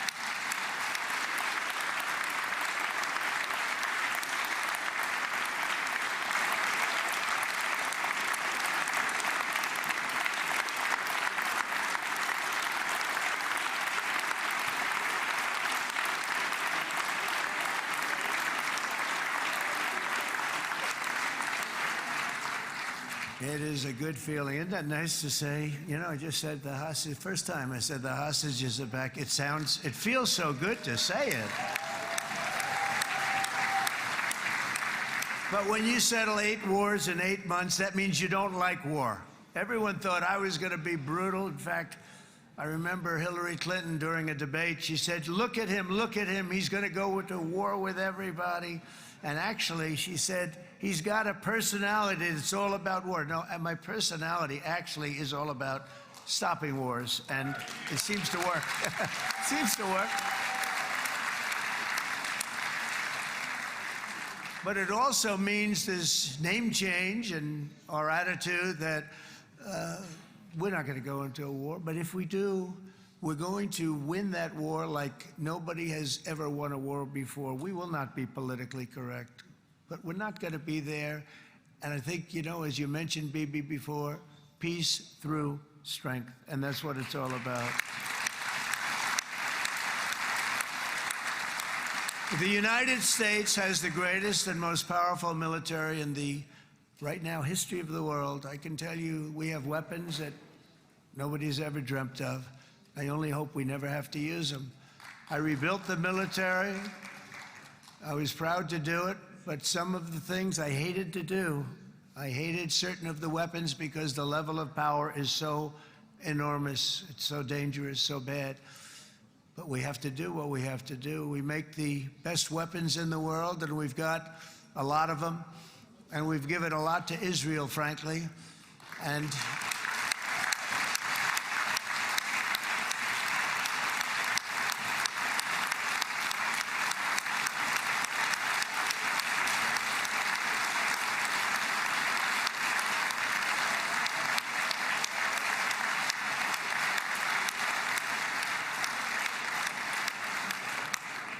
I mean, Bibi would call me so many times, can you get me this weapon, that weapon, that weapon? Some of them I never heard of, Bibi, and I made them. But we'd get them here, wouldn't we? And they are the best. They are the best. But you used them well. It also takes people that know how to use them. And you obviously used them very well. But so many that Israel became strong and powerful, which ultimately led to peace. That's what led to peace. So as we celebrate today, let us remember how this nightmare of depravity and death all began. 2 years ago, on the eve of the Simchat Torah holiday, thousands of innocent Israeli civilians were attacked by terrorists, and one of the most evil and heinous desecrations of innocent life the world has ever seen, the worst slaughter of Jews since the Holocaust. The cruelty of October 7th struck to the core of humanity itself. Nobody could believe what they were witnessing. The United States of America grieved alongside you, and we mourned for our own citizens who were so viciously taken that day. And to all the families whose lives were forever changed by the atrocities of that day, and all of the people of Israel, please know that America joins you in those two everlasting vows: never forget and never again.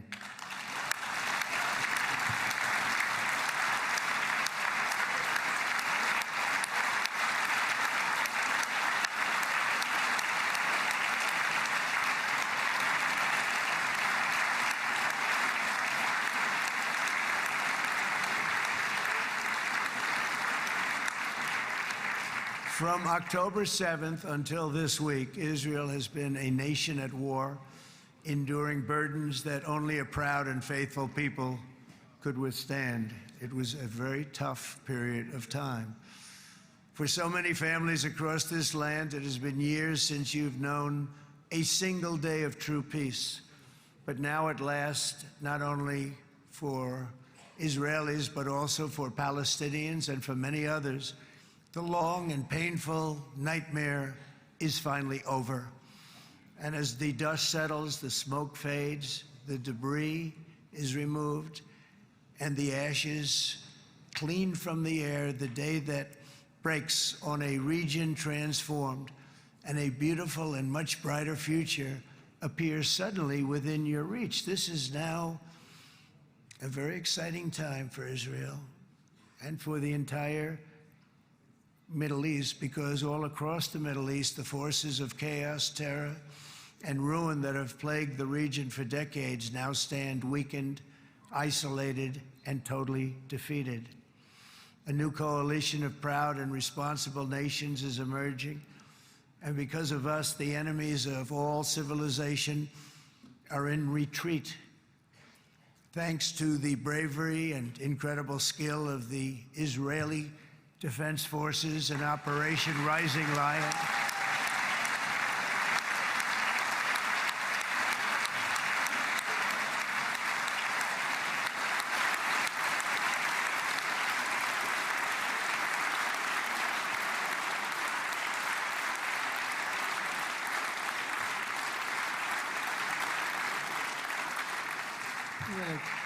guy's central casting. Let's put him in a movie. Look at him.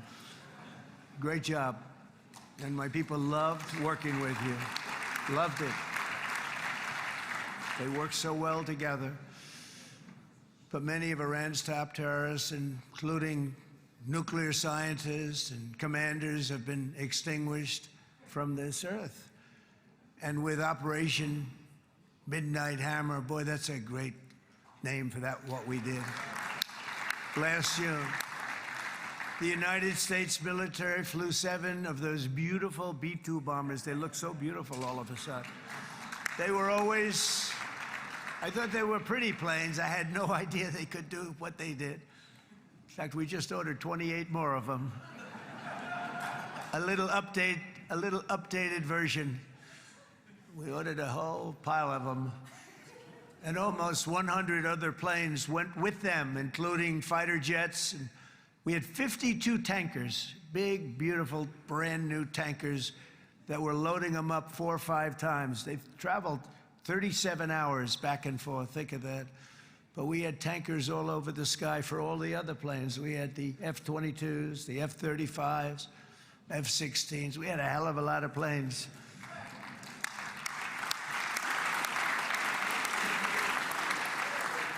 So we had 52 gas stations in the sky. That's what they call them.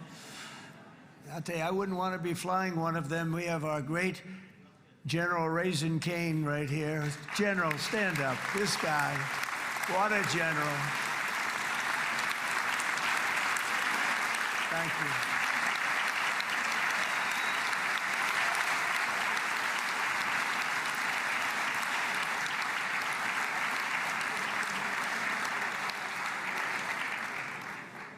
I asked General Cain, I said, you know, we're having problems with ISIS, and I was in Washington, and I asked, how long would it take to defeat ISIS? And my Washington generals told me, 3, 4, maybe 5 years, sir.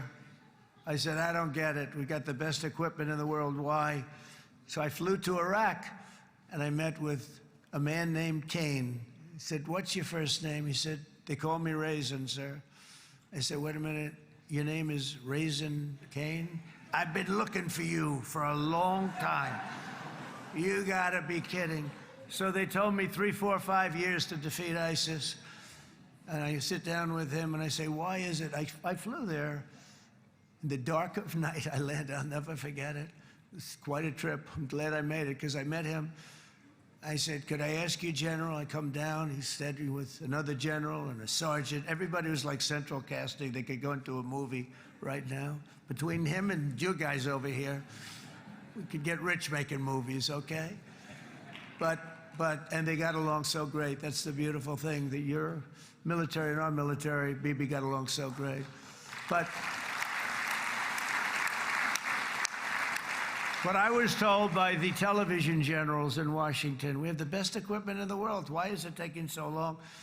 And they said, 4 years. I said, so let me ask you, Raisin, how long would it take you to defeat ISIS? Sir, we can do it in 3 weeks, but you'll probably have some time left over. I said, you gotta be kidding. What the hell are you talking about? They said 4 years. I said, well, sir, look, it's not my place to say, but you're asking me the question. What you have to do is you hit him from the west, you hit him from the north, you hit him from the south, you hit him above, you hit him below. I said, so why didn't they do it? And he didn't want to speak badly of his superiors, which is hard to believe they were his superiors. It should have been the other way around a long time ago, because he's the one that did Operation Hammer. It was flawless. It was flawless. It was absolutely flawless. And I said, so you really think you can do it in 4 weeks? Yes, sir, 100%. You have to do it differently than they were doing it. They were using one base and it was hundreds of miles away. And he says, we have all these portable bases all over the Middle East. And they didn't want to use them because they didn't want to offend the country where the portable, they wouldn't have even known what the hell the planes were going up, right? They wouldn't have known, but he said, no, they didn't want to defend anybody, offend anybody, and but we can do it in 4 weeks. I said, you sure about that? I'm going to call you back. I'll call you back on Monday. I'm going back to Washington. But you think 4 weeks? Yes, sir, I think we can do it in 4 weeks. We'll have time left over. So I call him on Monday. I say, you think you can do it? 4 weeks. I said, go ahead and do it. He did it. I'll tell you, he did it in 4 weeks, less than 4 weeks. So, General, stand up, please. Again, this is a real general. This is not a television general. He doesn't want to go on television.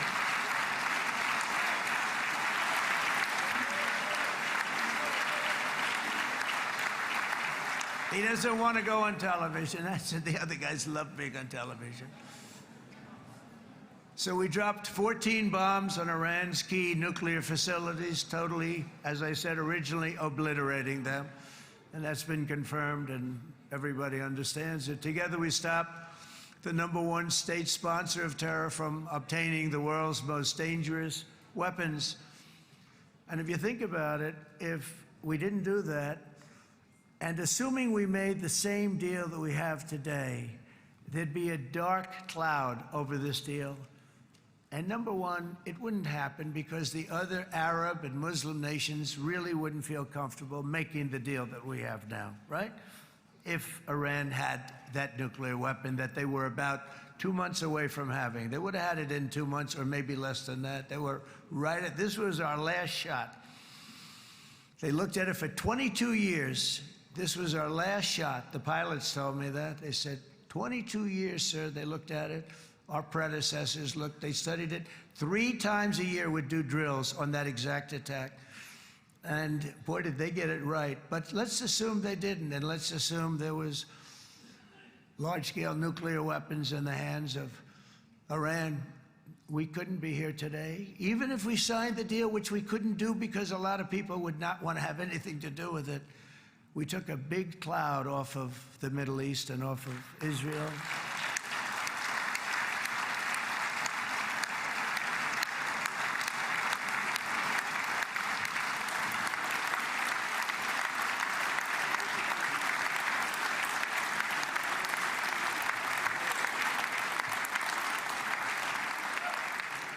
And it was my honor to help.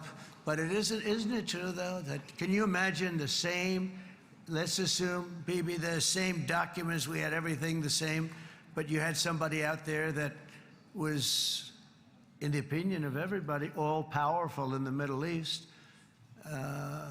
They took a big hit, didn't they? Didn't they take a big hit? Boy, oh boy. They got hit from one side, from the other. And you know, it would be great if we could make a peace deal with them. And I think that's big. Would you be happy with that? Wouldn't it be nice, I think? Because I think they want to. I think they're tired. Somebody said, sir, they're starting their nuclear program again. I said, let me tell you something. They're not starting anything. They want to survive. The last thing they want to do is start digging holes again in mountains that just got blown up and start. They're not doing this. They want to survive, okay? But I think we have a chance. Steve, you, and I think Jared, come on, I'll call you back for another one. We always bring Jared when we want to get that deal closed. We bring Jared, but Steve, you and Jared and the General and Pete and Marco, you'll get that deal done easy. I think that'll be easy. But first we have to get Russia done. We got to get that one done. If you don't mind, Steve, let's focus on Russia first, all right? We'll get it done. In Lebanon, the dagger of Hezbollah, long aimed at Israel's throat, has been totally shattered. My administration is actively supporting the new president of Lebanon in his mission to permanently disarm Hezbollah's terror brigades. He's doing very well. And build a thriving state at peace with its neighbors. And you're very much in favor of that, I know. And good things are happening there, really good things. And with this week's ceasefire, we've achieved the most challenging breakthrough of them all, the most challenging breakthrough maybe ever. I mean, I've never seen anything like it. I've been involved in a lot of success. I have never seen anything like what's going on today all over the world. People are dancing in the streets, not just in Israel. They're dancing in the streets of countries that would have never danced in the street about what's happening today. They're dancing in those streets. So this long and difficult war has now ended. You know, some people say 3,000 years, some people say 500 years, whatever it is. It's the granddaddy of them all. And in an unprecedented achievement, virtually the entire region has endorsed the plan that Gaza will be immediately demilitarized, that Hamas will be disarmed, and Israel's security will no longer be threatened in any way, shape, or form.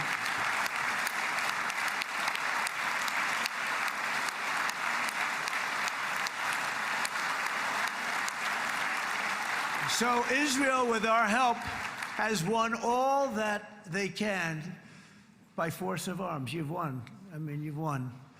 Now it's time to translate these victories against terrorists on the battlefield into the ultimate prize of peace and prosperity for the entire Middle East. It's about time you were able to enjoy the fruits of your labor. Mr. Opposition Leader. I said he's a very nice opposition leader. I think, no, he's a nice man. Bibi, he's a nice man.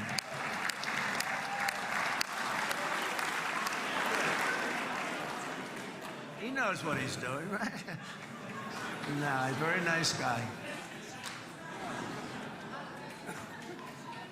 Well, see, now you can be a little bit nicer, Bibi, because you're not at war anymore, Bibi.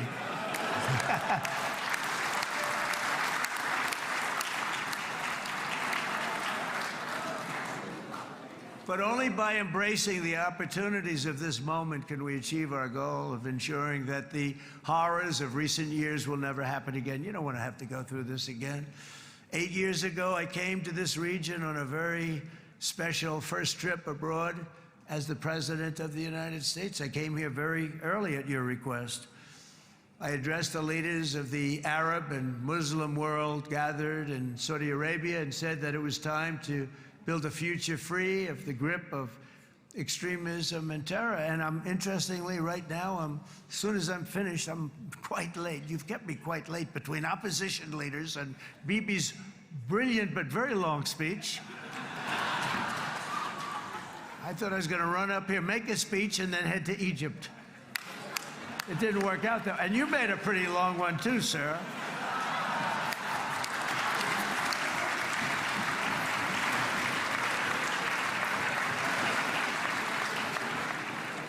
But I liked what you all said. It could be worse. Supposing on top of it, I didn't like what you said. That would be no good, Ron, would it? Ron, you did a great job, by the way, Ron.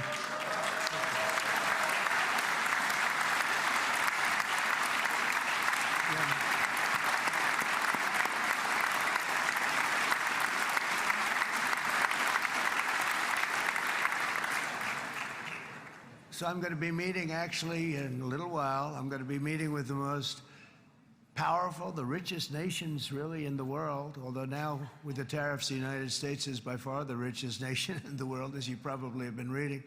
But the richest nations, most powerful nations, you know, tremendous, headed by some tremendous people in many cases. Some cases I wouldn't say necessarily I would endorse. But I will tell you, some incredible people that really helped us make this all possible. So I'll be going there. I'll be quite late. They might not be there by the time I get there.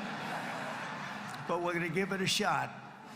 But the journey we started back then led to the crushing defeat of the ISIS caliphate, to the monumental Abraham Accords, and ultimately to the historic ceasefire this week, in which many of those same nations really played a very pivotal role, I have to tell you. Steve will tell you that. Jared will tell you that. Together, we've shown that peace is not just a hope that we can dream about. It's a reality we can build upon day by day, person by person, and nation by nation. And because of that, the Middle East is finally ready to embrace its extraordinary potential. You have extraordinary potential in this region. It should now be clear to everyone throughout the region that decades of fomenting terrorism and extremism, jihadism and anti-Semitism have not worked. They haven't worked. They've been a disaster. They've just killed.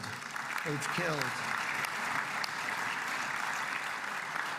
They've backfired completely and totally. They've just totally backfired. Everything that you thought, take it, worst case, it's turned out to be worse than that. They have not worked. From Gaza to Iran, those bitter hatreds have delivered nothing but misery, suffering, failure, and death.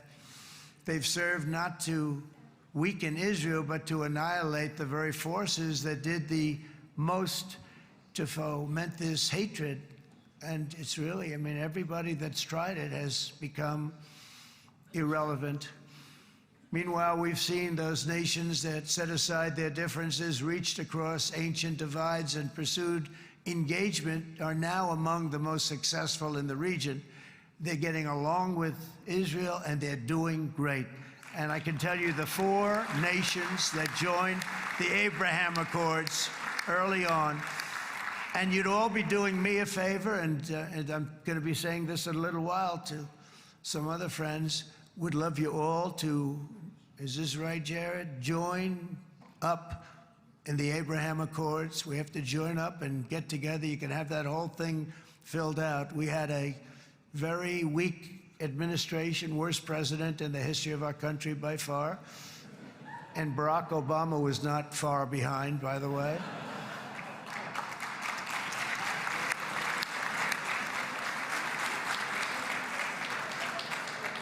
And they did nothing with this incredible document, the Abraham Accords, but now you can fill them up. Now you have peace, you have people that really like Israel. I'll tell you what, and they like Israel a lot more today than they did even 5 weeks ago. You've made a lot of, you've come back. You've come back strong, because it was getting to be a little nasty out there in the world, and ultimately the world wins. You can't beat the world. Or I would say to Bibi, it's now time, and he understood it better than anybody, because ultimately, you know, the world's a very big place. And I've said a lot. I said, this piece of land is very small. It's unbelievable what you've done with that tiny, you look at a map even of just, not the world, the Middle East, and you have this little dot. And think of what you've done. It's incredible. It's incredible.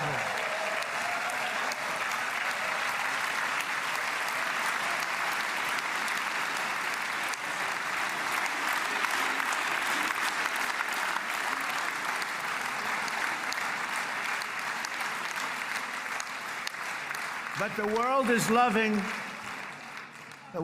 loving Israel again. And I said to Bibi, you know, the world is big and it's strong.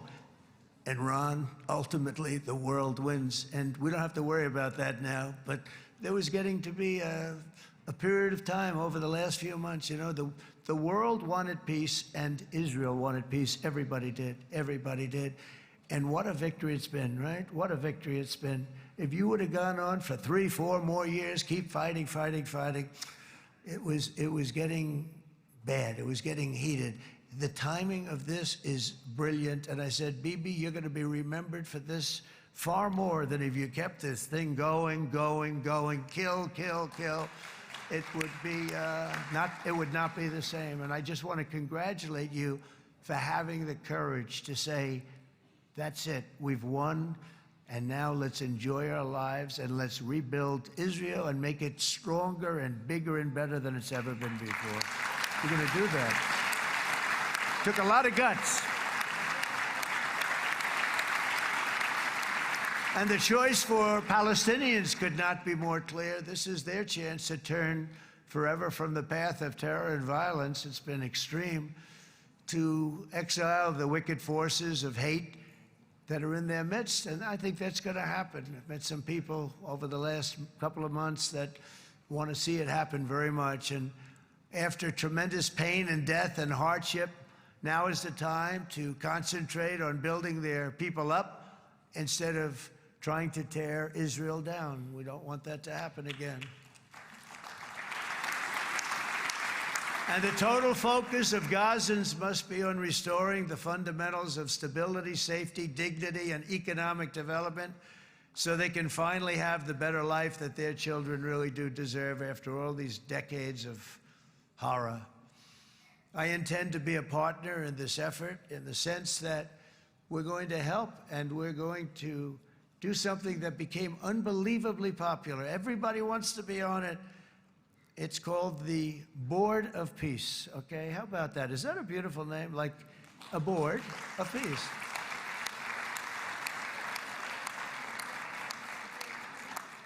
The only bad thing from my standpoint, every single nation involved has asked me to be the chair, and I'll tell you, I'm very busy.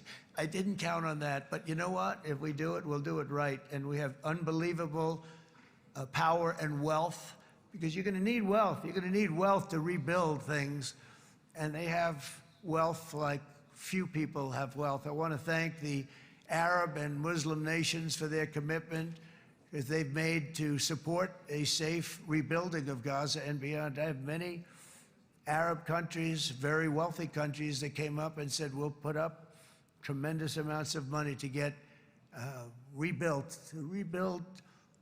Gaza, and I think that's going to happen. The power, they want dignity, they want to come forward, and they want to say, and I want to say who they are, because what they're doing is going to be, I think, something that you're going to be very impressed with, Bibi, and you need that. You need the kind of economic power that they have, and they want to see it work, and they want to see it be safe, and they want to see it be good for Israel, too.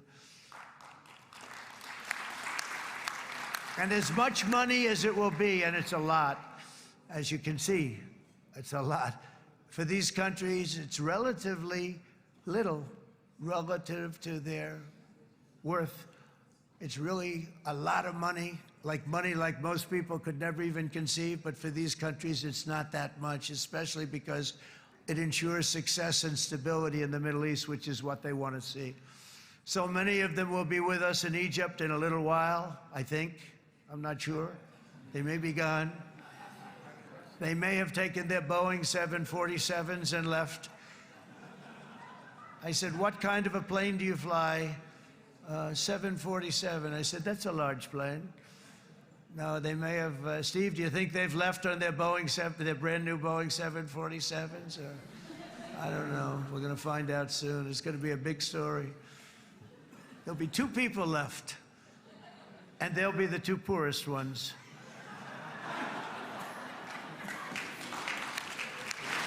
But it will be the wealthiest and most powerful group of nations. So the group that we have assembled, that's waiting for us, is the wealthiest and most powerful group ever assembled at one time. There has never been a group like this. And they're only looking for good. They want good. They're going to do good. And as those commitments are made, I'm going to let the world know who's doing it, because they really deserve to get the credit. And some of them probably won't want the credit, but they deserve it.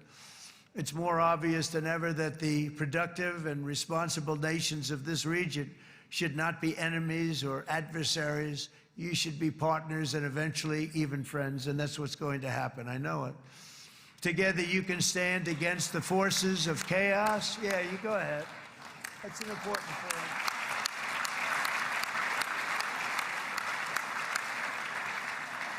Because you can stand against the forces of chaos that threaten all of your interests, and it's always a big threat, and unleash incredible prosperity and opportunity for all the people of these lands, and that's what's going to happen. You're going to unleash numbers and success, the likes of which Israel has never been able to think of, because you're so firm, and you should be, and you've done the right thing in defending yourself. You're not going to have to worry so much about it. You've won, and now you can build, and you can do things that you never even thought possible. When you put that genius into doing something else, it's going to be something it's going to be a miracle. The miracle in the desert, it's going to be amazing. And it already is in a true sense. But it'll be wonderful when you can spend time thinking about other than war and defense and offense also. To that end, it's my firm hope and dream, frankly, that together the Abraham Accords will turn out to be everything that we thought they would. Those 4 countries were very, very brave in doing it. They did it at a very early point, and every single one of them benefits unbelievably financially. And if you noticed, even in this bad period that we just went through, they all remained a member of the Abraham Accords. They've done unbelievably well. And you know who you are, and I want to thank you. And they've stayed because of loyalty, but they've also stayed because it was really good business. They've made a lot of money being members, and you're going to all, I hope that every one of the countries that we're seeking, Jared, I hope they join quickly. No games, no nothing. Just join, get it. It's going to be a great peacemaker. It's really going to bring it together beyond anybody's wildest dream. So instead of building fortresses to keep enemies at bay, the nations of this region should be building infrastructure to weave your commerce closer together, because you've got to compete with the big world out there in commerce now. It's a different kind of competition. Instead of making weapons and missiles, the wealth of this region should flow to schools and medicine, industry, and frankly, the new hot thing, artificial intelligence. It's a lot of intelligence you're going to have to be thrown off to pay back these sums of money that they're doing. But that's really the hot one. And I might say that the United States, a year ago, was a dead country. I say it to people. I heard it first from the King of Saudi Arabia. I then heard it from UAE. I heard it from Qatar. I heard it from many other countries. A year ago, the United States of America was a dead country. Now it's the hottest country anywhere in the world. It is the hottest. There's no question about it.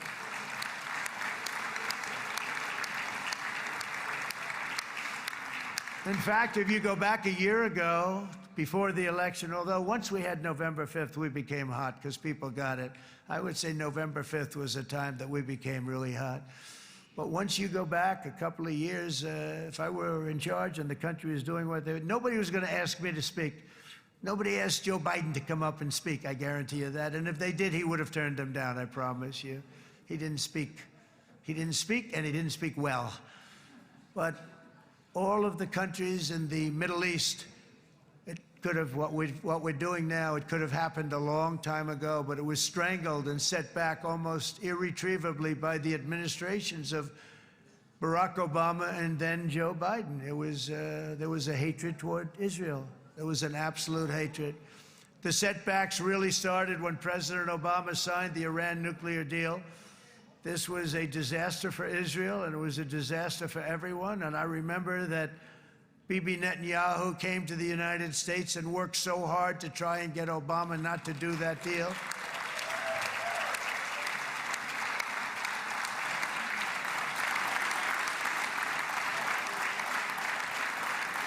He worked so hard.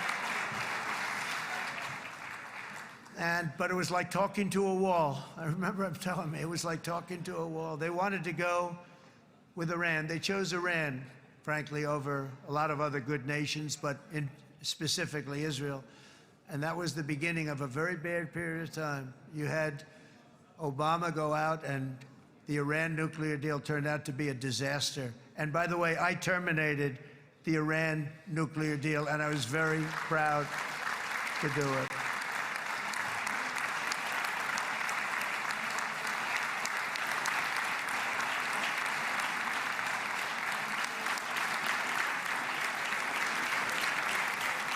Yet even to Iran, whose regime has inflicted so much death on the Middle East, the hand of friendship and cooperation is open. I'm telling you, they want to make a deal.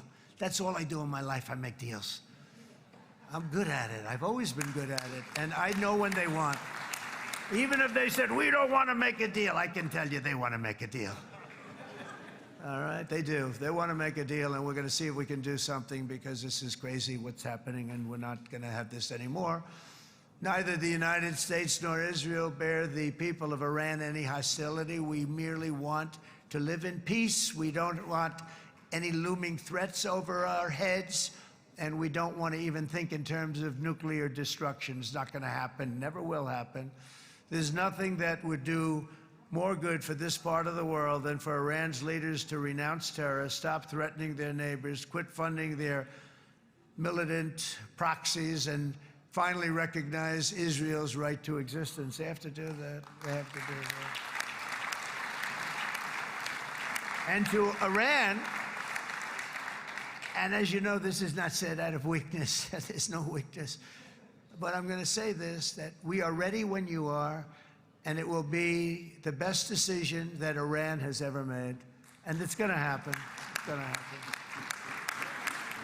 And they're good people. I know a lot of Iranians in the United States. They're good people, smart, hardworking people. They don't want to see what's happened to their country. The story of fierce Israeli resolve and triumph since October 7th should be proof to the entire world that those who seek to destroy this nation are doomed to bitter failure. The state of Israel is strong, and it will live and thrive forever.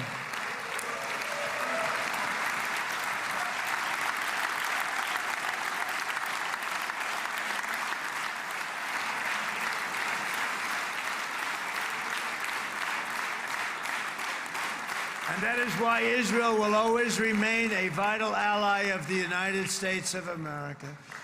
Israelis share our values, field one of the world's most powerful militaries. You really do. You have an amazing, what a job you've done. And have one of the most innovative economies on earth. Those are just a few of the reasons why I'm proud to be the best friend that Israel has ever had. And they all say it in the White House. They all say it. I guess it's true because everybody says it, baby. You said it today. Thank you. But as president, I terminated the disastrous Iran nuclear deal, and ultimately I terminated Iran's nuclear program with things called B-2 bombers. It was swift, and it was accurate, and it was a military beauty. I authorized the spending of billions of dollars, which went to Israel's defense, as you know. And after years of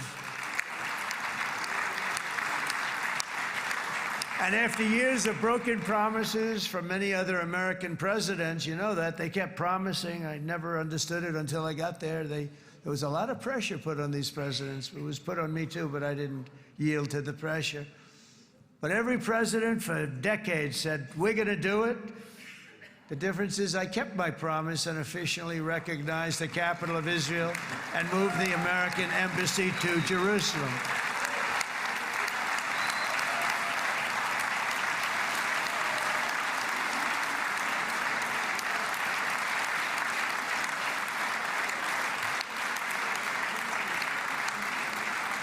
Isn't that right, Miriam? Look at Miriam, she's back there. Stand up, Miriam. Stand up.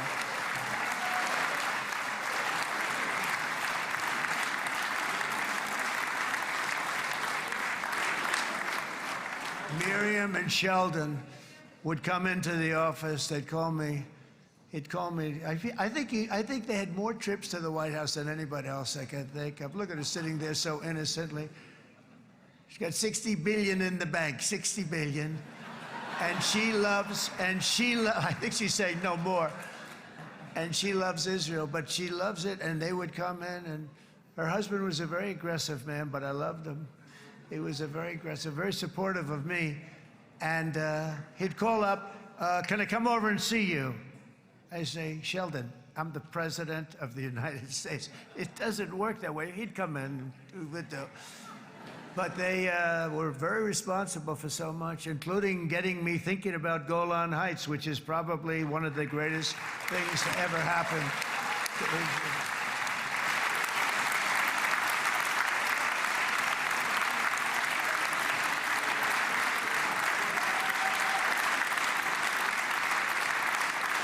Miriam, stand up, please.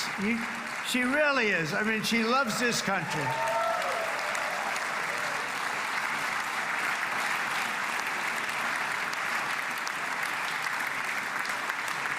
She loves this country. Her and her husband are so incredible. We miss him so dearly.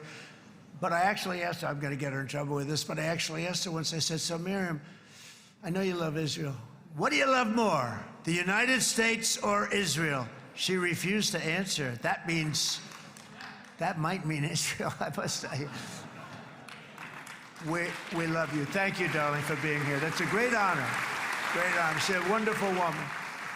She is a great woman. I've always stood for the people of this community, and I always will. I'll always be with you. I'm always going to be with you. I guess maybe something could happen to change my mind. Somebody that's really stupid gets into office and wants to do really bad things, but that's about it. We don't think we're going to have that happen. I hope we're not going to have that happen. And this man is a good man right here. These two men are good men right here.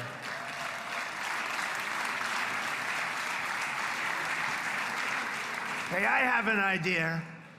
Mr. President, why don't you give him a pardon? Give him a pardon. Come on.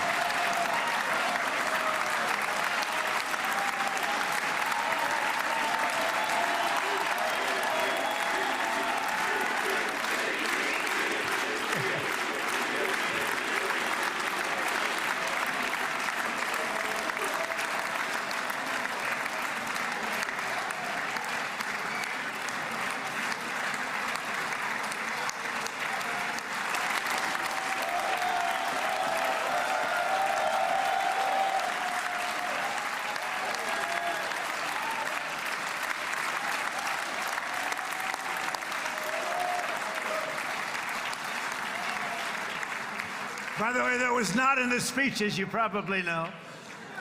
But I happen to like this gentleman right over here, and it just seems to make so much sense. You know, whether we like it or not, this has been one of the greatest wartime presidents. This has been one of the greatest wartime presidents. And cigars and champagne, who the hell cares about that?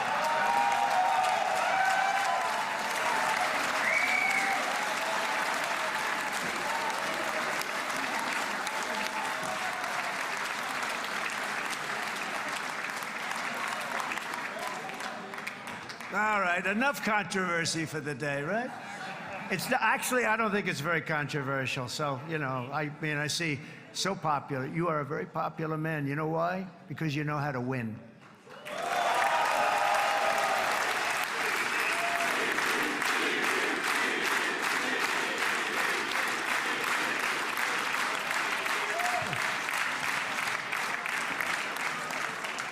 Over the past 2 years, I've met many of the families of the Israelis taken hostage and those that were taken hostage. Unbelievable. I've looked into their eyes. I've seen the worst nightmares of their suffering, but I've also seen something else, the beautiful love of the people, the love of people, frankly, that hold things together, the love that gives you the courage to carry on through thousands of years of persecution and repression and to emerge with the heart of David. It's the heart of David.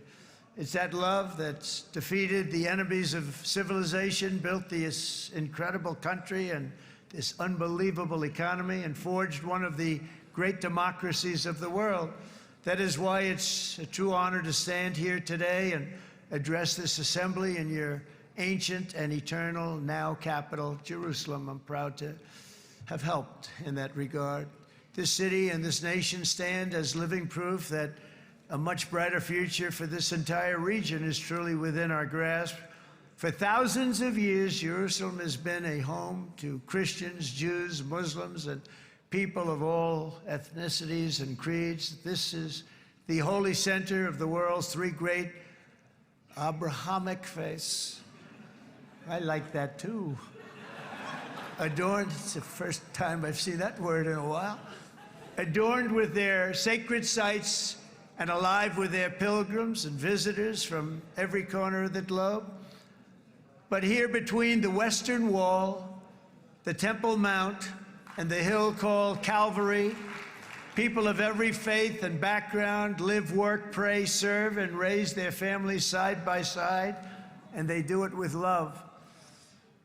This example is just one of the modern miracles that Israel has given to the world.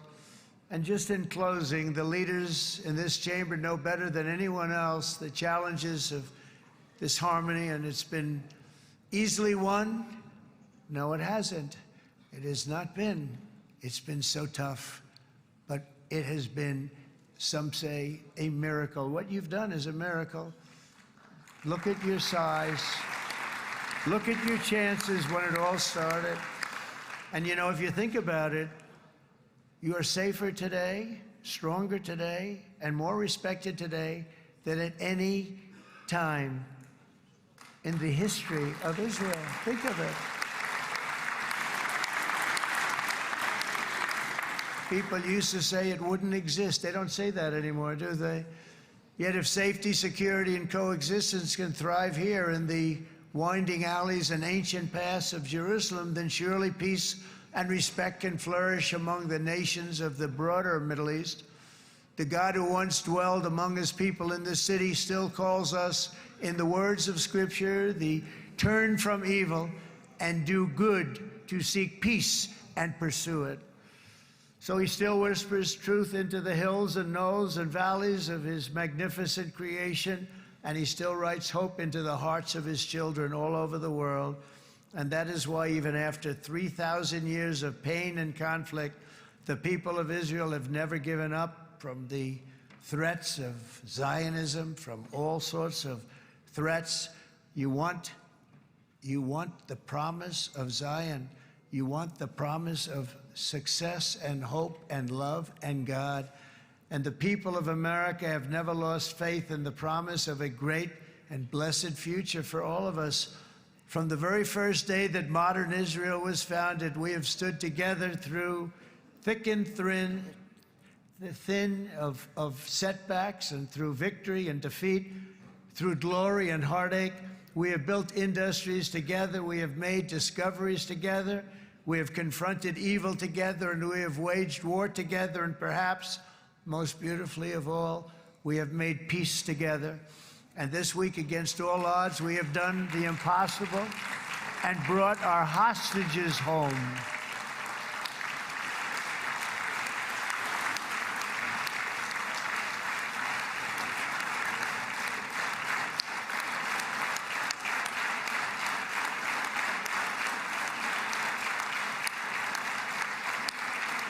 So now we're going to forge a future that is worthy of our heritage. We're going to build a legacy that all the people of this region can be proud of.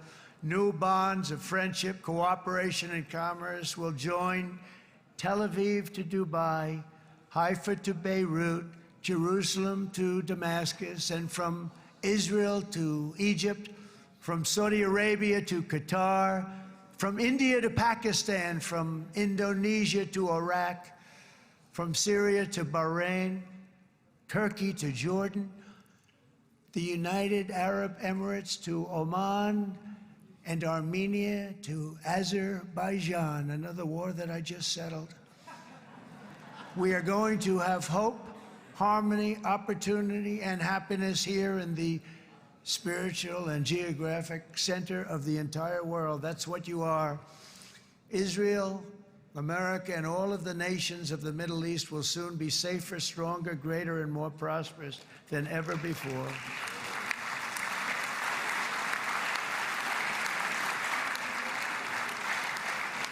And I want to thank you all once again for this exceptional honor. This has been truly an honor. It's seldom that a president is invited to do this. And I love Israel. I'm with you all the way.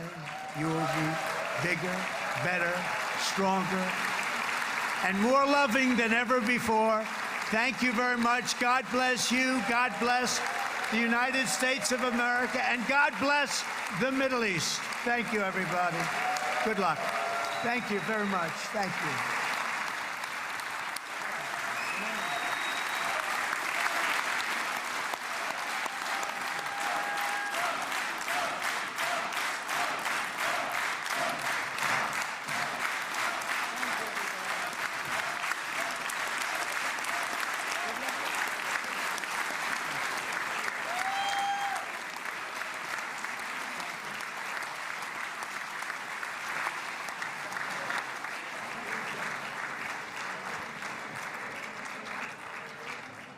אני מודה לנשיא ארצות הברית של אמריקה על דבריו. חברות וחברי הכנסת, תם סדר היום. הישיבה הבאה תתקיים ביום שני, כ"ח בתשרי התשפ"ו, 20 באוקטובר 2025 בשעה 16:00. חג שמח ובשורות טובות. ישיבה זו נעולה.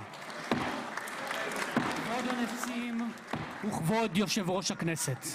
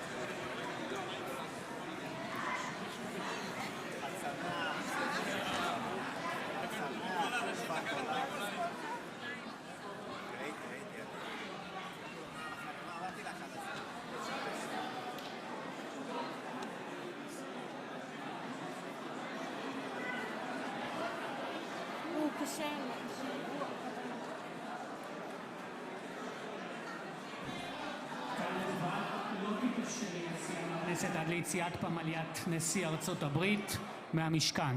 תודה.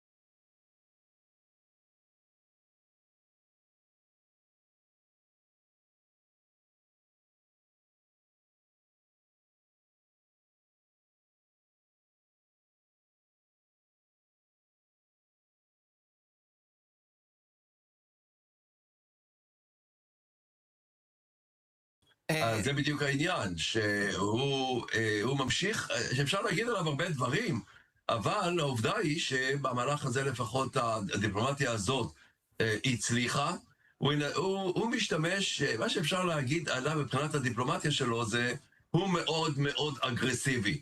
כשהוא רוצה משהו, אז הוא הופך את העולם, הנשיאות שלו היא מאוד מאוד ריכוזית, אני חושב שלא היה הרבה שנים מנשיא ריכוזי כזה, שמחזיק הכל בידיים, הבעיה, אתה יודע, בתור ארצות הברית, אחרי שהוא עושה שלום, כן, אני רואה עכשיו את המטוס שלו, כן? כן.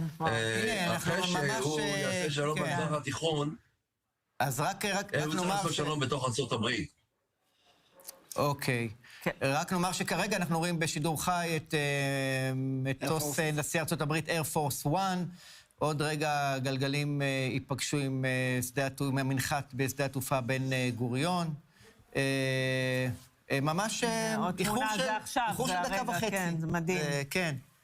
כן. זה לא Air Force One. זה לא. חבר'ה, זה... אז מה זה היה? כנראה, כל מטוס בשמיים. צריך להגיד, סידורי תנועה חסרי תקדים. חלקנו הגענו לכאן ברגל הבוקר. בסדר, אבל אנחנו פריבילגים, כי יש לנו את הזכות להיות ביום כזה. טוב, אנחנו רוצים... מאיפה הגעתם ברגל? כמה הלכתם? לא, מירושלים, לא לדאוג. מירושלים. לא, יש כאלה שלא הגיעו ברגל, קמו מוקדם, הכל בסדר. פרופסור איתן גלבוע, מומחה לארצות הברית, אוניברסיטת בר אילן ומכללת רייכמן, תודה רבה לך. אנחנו רוצים להמשיך עכשיו ולומר שלום לדוקטור גרשון בסקין, לשעבר בצוות המשא ומתן לשחרור גלעד שליט. שלום גרשון, הזכיר פה פיני, שגם גלעד שליט שוחרר ממש ביום סמלי כזה. לפני 14 שנים, לפי התאריך העברי. נכון, לפי התאריך העברי, לפני 14 שנה. בכל זאת, צריך לומר, היום הוא אירוע אחר לגמרי. אנחנו זוכרים את השמחה שהייתה עם שחרורו של גלעד שליט. היה חייל אחד שמדינה שלמה ליוותה אותו. פה מדובר באמת באירוע בקנה מידה אחר לגמרי. כן, היום זה באמת רכבת הרים של אמוציות פה בישראל, גם קבלת החטופים החיים, ובמהלך היום והימים הבאים נראה גם את קבלת החללים. זה באמת רכבת הרים, אבל זה ימים שחיכינו להם כבר שנתיים. האמנת שהאחרונים החיים יגיעו בפעימה אחת? כי זה לפעמים נראה כמו נס. כן. על זה דובר עם חמאס כבר, אני השגתי את ההסכם הזה מחמאס בספטמבר שעבר. לפני שנה, חמאס הסכים לשחרר את כל החיים, את כל החטופים בעצם בפעימה אחת. לא היה ניתן לקדם את העסקה עוד בספטמבר 24, כי האמריקאים לא היו מעוניינים בזה, הם היו מקדמים את העסקה הרעה שלהם, של חלק מהחטופים והפסקת אש זמנית. אני ידעתי כל הזמן, ואמרתי גם לצד הישראלי וגם לקטרים והמצרים וכולם, שאפשר להגיע לעסקה שלמה מקיפה של סיום המלחמה. כן, אבל גרשון צריך לומר שהתנאים שלהם אז היו אחרים. אנחנו מקבלים את החטופים עכשיו, כשצה"ל עדיין נמצא בחלקים ברצועה, אז לא מדויק, סליחה, עם כל סליחה, אבל זה לא נכון. כי גם אז הם היו מוכנים לפריסה מחדש של הכוחות הישראלים בשלבים.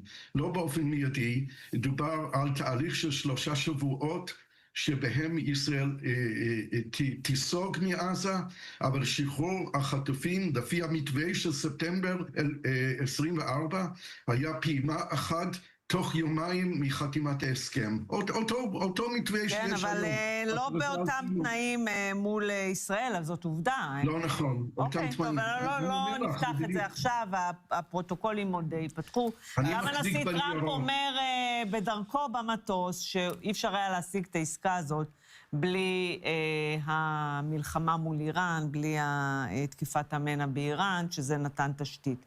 אבל היום זה... כן. הייתי אומר, וטראמפ יודע את זה, לא היה ניתן להשיג את העסקה הזאת בלי טראמפ. כי טראמפ חייב את ביבי לסיים את המלחמה. נכון, זה העסקה זה המשתנה שנוסף לסיפור הזה. גרשון, פיני, בבקשה. גרשון, ביני אשכנזי, אני הכתב הפוליטי של ישראל היום. אני ראיתי גם ששוחחת אתמול בחדשות 13, ואני הייתי שמח לשמוע את ההתייחסות שלך לתקיפה שלנו בקטר, האם היא השפיעה על המגעים? בסופו של דבר זה מה שהכריע את הנשיא טראמפ לקדם את העסקה של סיום המלחמה, כי נהיה אמיתיים, אף אחד לא האמין שטראמפ לא נתן אור ירוק להתקפה הזאת. כאשר ההתקפה לא הצליחה, טראמפ היה במצב מאוד נבוך מול הבנות ברית שלו במפרץ הערבי, קטר והמדינות האחרות. וטראמפ עשה מאמצים עיליים כדי לשכנע אותם שהוא לא אישר, שלא היה קשור לזה, שהוא לא ידע. הוא הביא את בנימין נתניהו לחדר הסגלגל, להשפיל אותו מול עיני העולם, כאשר נתן לו טלפון לצלצל לראש ממשלת קטר ולהתנצל, וטראמפ הכתיב לו בדיוק מה לומר, וכאשר העיתונאים עזבו את החדר, טראמפ פנה לביבי ואמר, ביבי זהו, סיימת, זה סוף המלחמה, אנחנו נחזיר את כל החטופים ואתה מכריז על סיום המלחמה. וזה מה שהיה. אחר כך הוא היה צריך לנעול את חמאס לאותה עסקה, והוא עשה את זה באמצעות הקטרים והמצרים, והכניס את הטורקים כדי לגמור את כל החבילה הזאת. גרשון. והנה אנחנו הגענו להלום. גרשון, איך אתה הצלחת אבל במגעים שלך להביא את חמאס לידי הסכמה? תכניס אותי פנימה לחדר, איך אתה עושה את הדבר הזה? היו המון שיחות עם מספר מהמנהיגים בחמאס חול. אני העברתי מסרים ישירות מסטיב ויטקוף, הוא היה שולח לי, אני הייתי עושה copy paste ומעביר להם ומתגבר את המסרים שלו, שזאת הזדמנות, הם רצו לסיים את המלחמה כבר למעלה משנה, רחמים וחמלה על אנשי עזה ועל מה שקורה שם, ויש, הדברים שהדאיגו אותם בעיקר היו 2 דברים. א', אחרי שחרור החטופים, שישראל לא תחדש את המלחמה, והדבר השני היה שתהיה נסיגה שלמה של צה"ל מעזה בסוף התהליך הזה. בעניין הממשל החדש... גרשון, שנייה, אני חייב לשאול אותך עוד שאלה. אני מצטער שאני קוטע אותך, אתה אומר דברים חשובים ומעניינים, אבל יש לי עוד שאלה אחרונה. האם מישהו מממשלת ישראל ביקש ממך ליצור את הקשר הזה, או שאתה הבנת שאתה חייב להיכנס פנימה? תשמע, משיחה שהייתה לי עם רונן בר בסוף חודש דצמבר 24, שישבתי איתו, ורונן בר אמר לי, בעוד 3 שבועות תהיה עסקה, כי טראמפ נכנס לבית הלבן, וביבי הבטיח לו שתהיה הפסקת אש. אני הבנתי שאין טעם בשבילי לדבר עם הצד הישראלי. וגם אמרתי לחמאס, אתם צריכים לדמיין לעצמכם שאתם יושבים בחדר עם טראמפ, לא עם ישראל. כי כל הזמן בחמאס אמרו לי, ישראל לא תסכים, ישראל לא תקבל את זה, אין סיכוי עם ישראל. אמרתי להם, תשכחו מישראל, טראמפ יביא את ישראל, צריכים לדבר עם טראמפ וצריכים לשכנע את טראמפ שאתם מוכנים לסיים את המלחמה ולעשות את העסקה הזאת. גרשון, נחשפת, אני מניחה, למסמך שחלקנו ראינו כבר לפני כמה חודשים, מסמך סינואר, על ההנחיות שהוא נותן לנוח'בות, למפקדים בשטח, כן. איך להיות הכי אכזרים שיש, איך לערער אותנו, איך לפרק את החברה הישראלית, לאנוס, ולא נחזור על כל הצבאות שבהם כן. נעשו. איך אתה רואה את זה בעיניים שלך? כי מצד אחד אתה מתאר איזה ארגון רציונלי, מצד שני, זה אירוע שאנחנו לא מכירים בהיסטוריה המודרנית, אם נשים רגע את השואה בצד. תראי, ב-18 שנים שאני משוחח עם אנשי חמאס, אני תמיד אומר, תמיד, זה ארגון רציונלי, רק הרציונל שלהם שונה משלנו. זה לא רציונליות, איזה רציונליות זאת? לא, יש להם רציונליות, יש להם היגיון פנימי שלהם. מה ההיגיון הפנימי? לאנוס, לרצוח תינוק? לשנות את מצבם, כל הזמן הם אמרו, רוצים לסיים את המצור על עזה, רוצים... אז הם נכשלו, חמאס נכשל בעצם, כי הוא לא ערער את החברה הישראלית. אין ספק שהם נכשלו, אין ספק, חמאס הובס. אוקיי. אגב, ראינו את זה גם, שמעון, גם... אין עזרתי שיכול לקבל את האמירה של חליל חיה שהיה פה ניצחון. הם צחקו, הם כעסו, יש זעם בעזה נגד חמאס. ואנשי חמאס מחזיקים את הנשק שלהם יותר כדי להתכונן מפני העזתים מאשר להרוג יהודים. כן. גרשון, ולאן זה ייקח את חמאס מכאן? כי חמאס לא ייעלם, אנחנו רואים, אבל הוא יהיה אחר. הוא יהיה אחר. יש דיונים על מה זה אחר היום, זה מוקדם מדי כדי לקבוע, אבל חמאס יודע שאין לו יותר תפקיד בעזה. לדעתי, המפקדים המעטים שנמצאים שם ייקחו את האופציה של הגליה.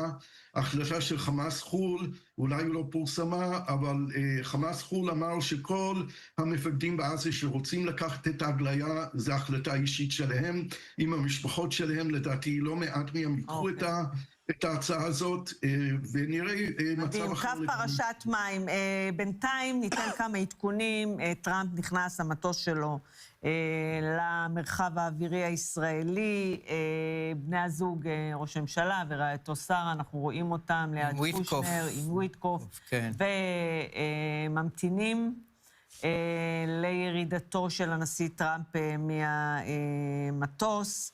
גם נגיד שאימו של איתן מור, אפרת, מספרת שאיתן נראה רזה וחיוור, אבל חיוני ומחייך, הייתה שם שמחה גדולה, אירוע של פעם בחיים, כמו יום הולדת שני.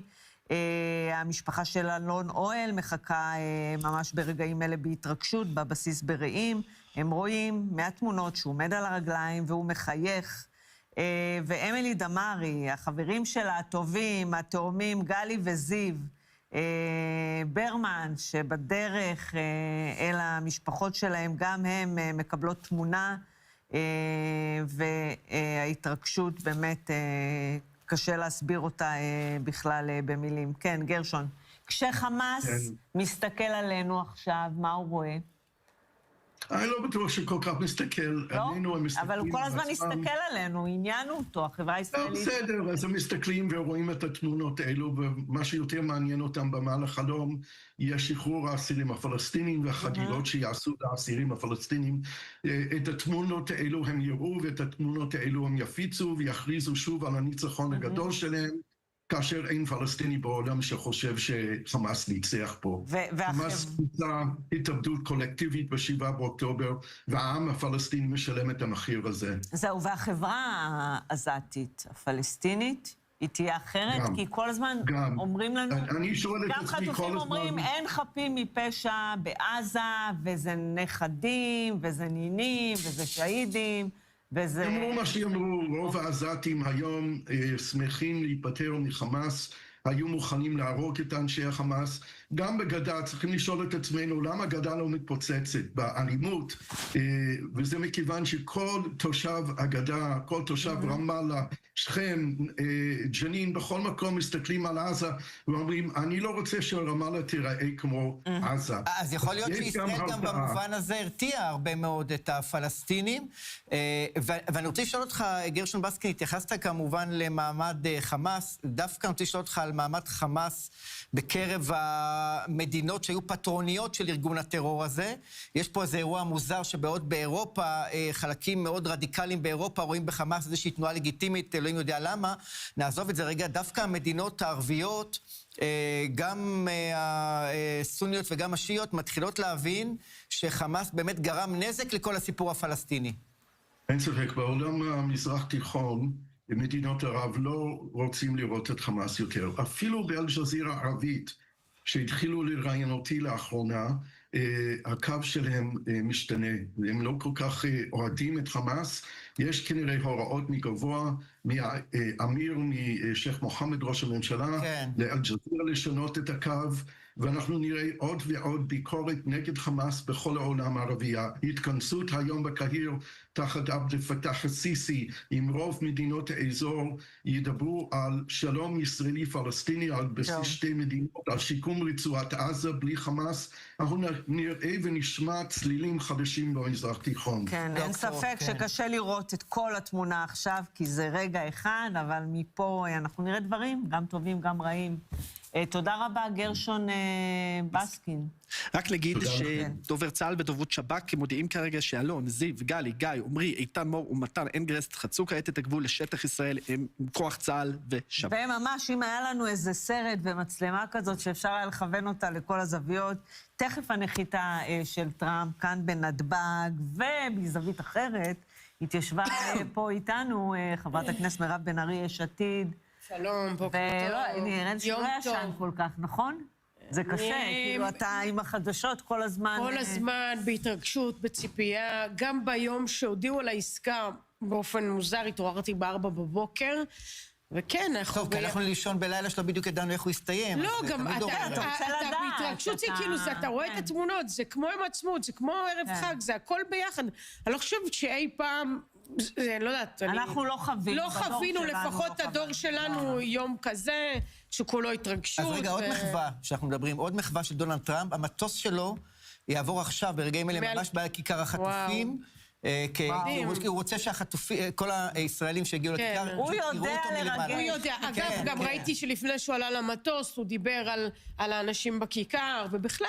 יודע לדבר על האנשים. בוא, צריך לזכור גם זה גם בחול, וגם בכל מקום בעולם רואים את האירוע המרגש הזה. אני רוצה שתשאלו אותי למה יש לי דגל של יפן על ה... אז למה יש לך דגל של יפן?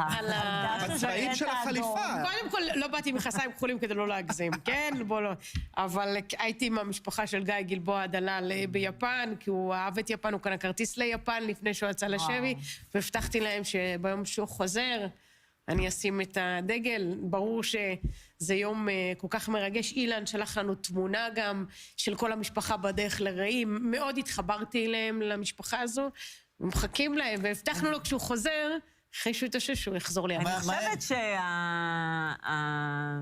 שהאירוע הזה, כאילו, באמת, האסון הגדול הזה שקרה לנו, גם הראה לנו איך ישראל נראית. הכרנו משפחות, כי אתה יודע, כל אחד בקונחייה שלו, ופתאום אתה מכיר, אתה מרגיש שאתה מכיר אותם. נכון, ממש, גם בבוקר שהוא שלח לנו את התמונה בדרך, הרגשתי שאנחנו כבר ממש חלק מאיתנו. חלק ממשהו, כן. כולנו ביחד, הכרתי גם משפחות אחרות כמובן, גם של האל, גם של אורן. את כל המשפחות, את צנגאוקר שאתה רואה אותה כל הזמן, ואת סילביה, אורן לדוגמה, אגב. והאחים, האחים אורן, נגיד, פגשתי את אבא שלהם בכיכר החטופים לפני, לדעתי, משהו כמו שנה, אני זוכרת שזה היה בחורף, ובאותו יום שפגשתי אותו, הוא אומר לי, מירב, קיבלתי אות משניהם, שני הילדים שלי בחיים, עוד לפני שאיתן חזר. והיום כאילו אני הרגשתי כבר חלק מהם, אני חושבת שבגלל זה קשה מאוד לישון. כן, ואתה אומר, אוקיי, אתה כבר יודע מה הסבתות יכינו להם. נכון, ואתה בתוך הבית. אימא של נמרוד שהייתה פה כל הזמן בכנסת.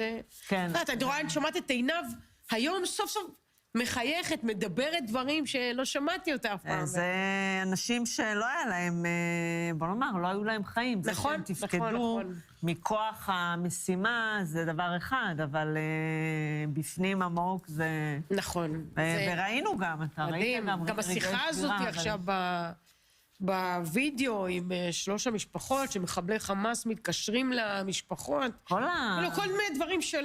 כן, בהזיה, או השנתיים האלה והסרטונים שכל הזמן זרקו לנו. נכון. זרקו עלינו את הסרטונים והמשפחות שחוו את זה. אז מה את לוקחת מהיום הזה?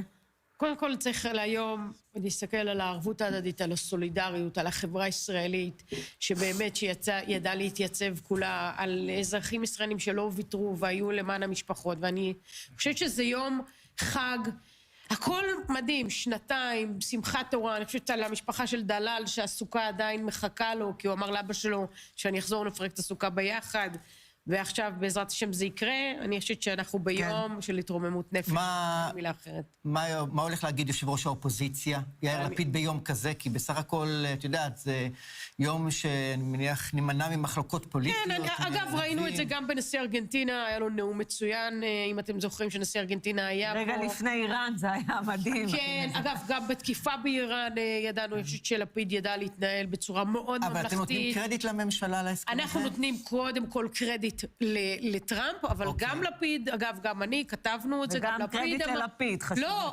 לפיד אמר, גם בנאום שלו, היה לו סרטון, ואמר גם תודה לנתניהו. אני חושבת שבסוף צריך שיתופי פעולה כאן בתוך מדינת ישראל. לחברת הכנסת מירב בן ארי, תודה רבה. תודה רבה. נחזיר אותה חזרה, באמת, הכנסת הזאת, שהיא בשנים האחרונות, זה צריך להגיד, זה... ידע הרבה מחלוקות. מה זה מחלוקות? זה הרבה רגעים מכוערים והרבה מלחמות, ומרגישים את זה פה. יום חג. רגע אחד, זה תכף יחזור, אני סומכת עליכם. בסדר, בואי נהנה. תודה רבה לך, חברת הכנסת מירב בן ארי. מיד יצטרף אלינו שר החינוך יואב קיש. כן, עוד עדכונים? כן, יש כל הזמן עדכונים.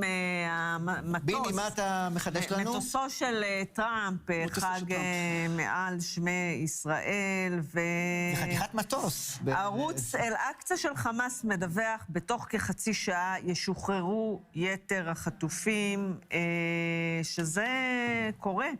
זה קורה, וזה קורה, חמאס נותנת...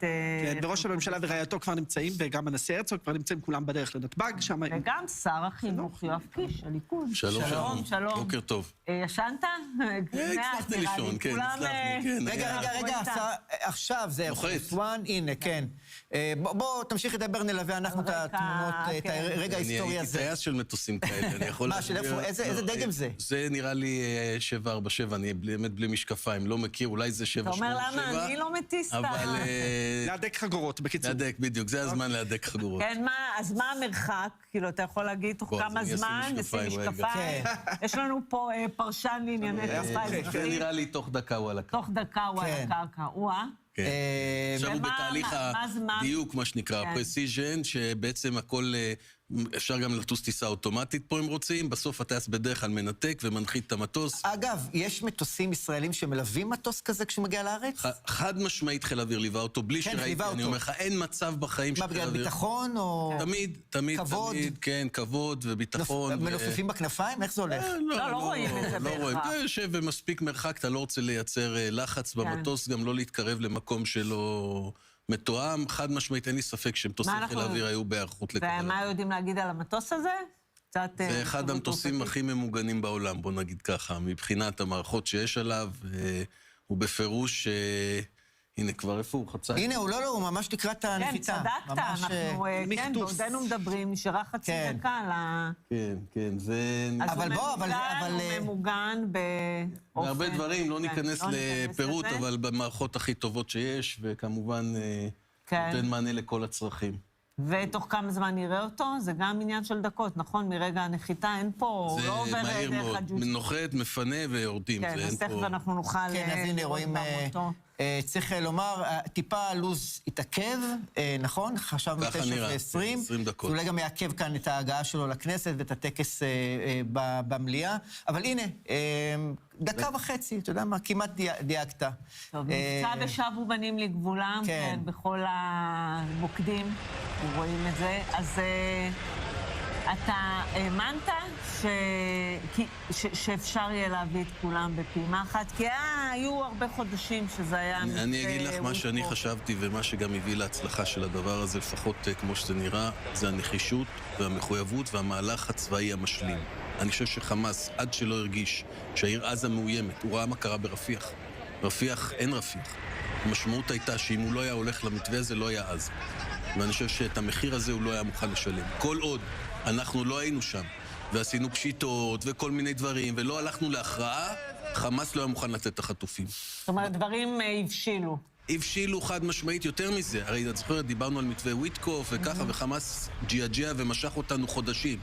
ואז בסוף אמרנו, אוקיי, אין וויטקוף, אנחנו מוחקים את עזה. החלטת קבינט, תוך שבוע פתאום חמאס מוכן לדבר. והלחץ של הנשיא טראמפ בסוף, כי היו דיווחים בסוף שגם לנשיא כבר התחיל להימאס מהמלחמה הזו, בצדק או לא בצדק, ושהוא בעצם הפעיל לחץ לא רק על החמאס, שהוא איים עליו בפתיחת שערי הגיהנום, הוא גם בעצם די... לחץ גם את ראש הממשלה נתניהו לעסקה שנתניהו לא יכול לסרב לה, גם אם יש בעסקה הזאת כמה חורים. אני אומר חד משמעית, העסקה הזו היא עסקה טובה למדינת ישראל. אנחנו משיגים את כל היעדים שלנו. מבחן היישום שלב ב' עוד לפנינו. לא מיטוט החמאס. חד משמעית מיטוט החמאס. איך? שימו עין על המטוס שנוחת.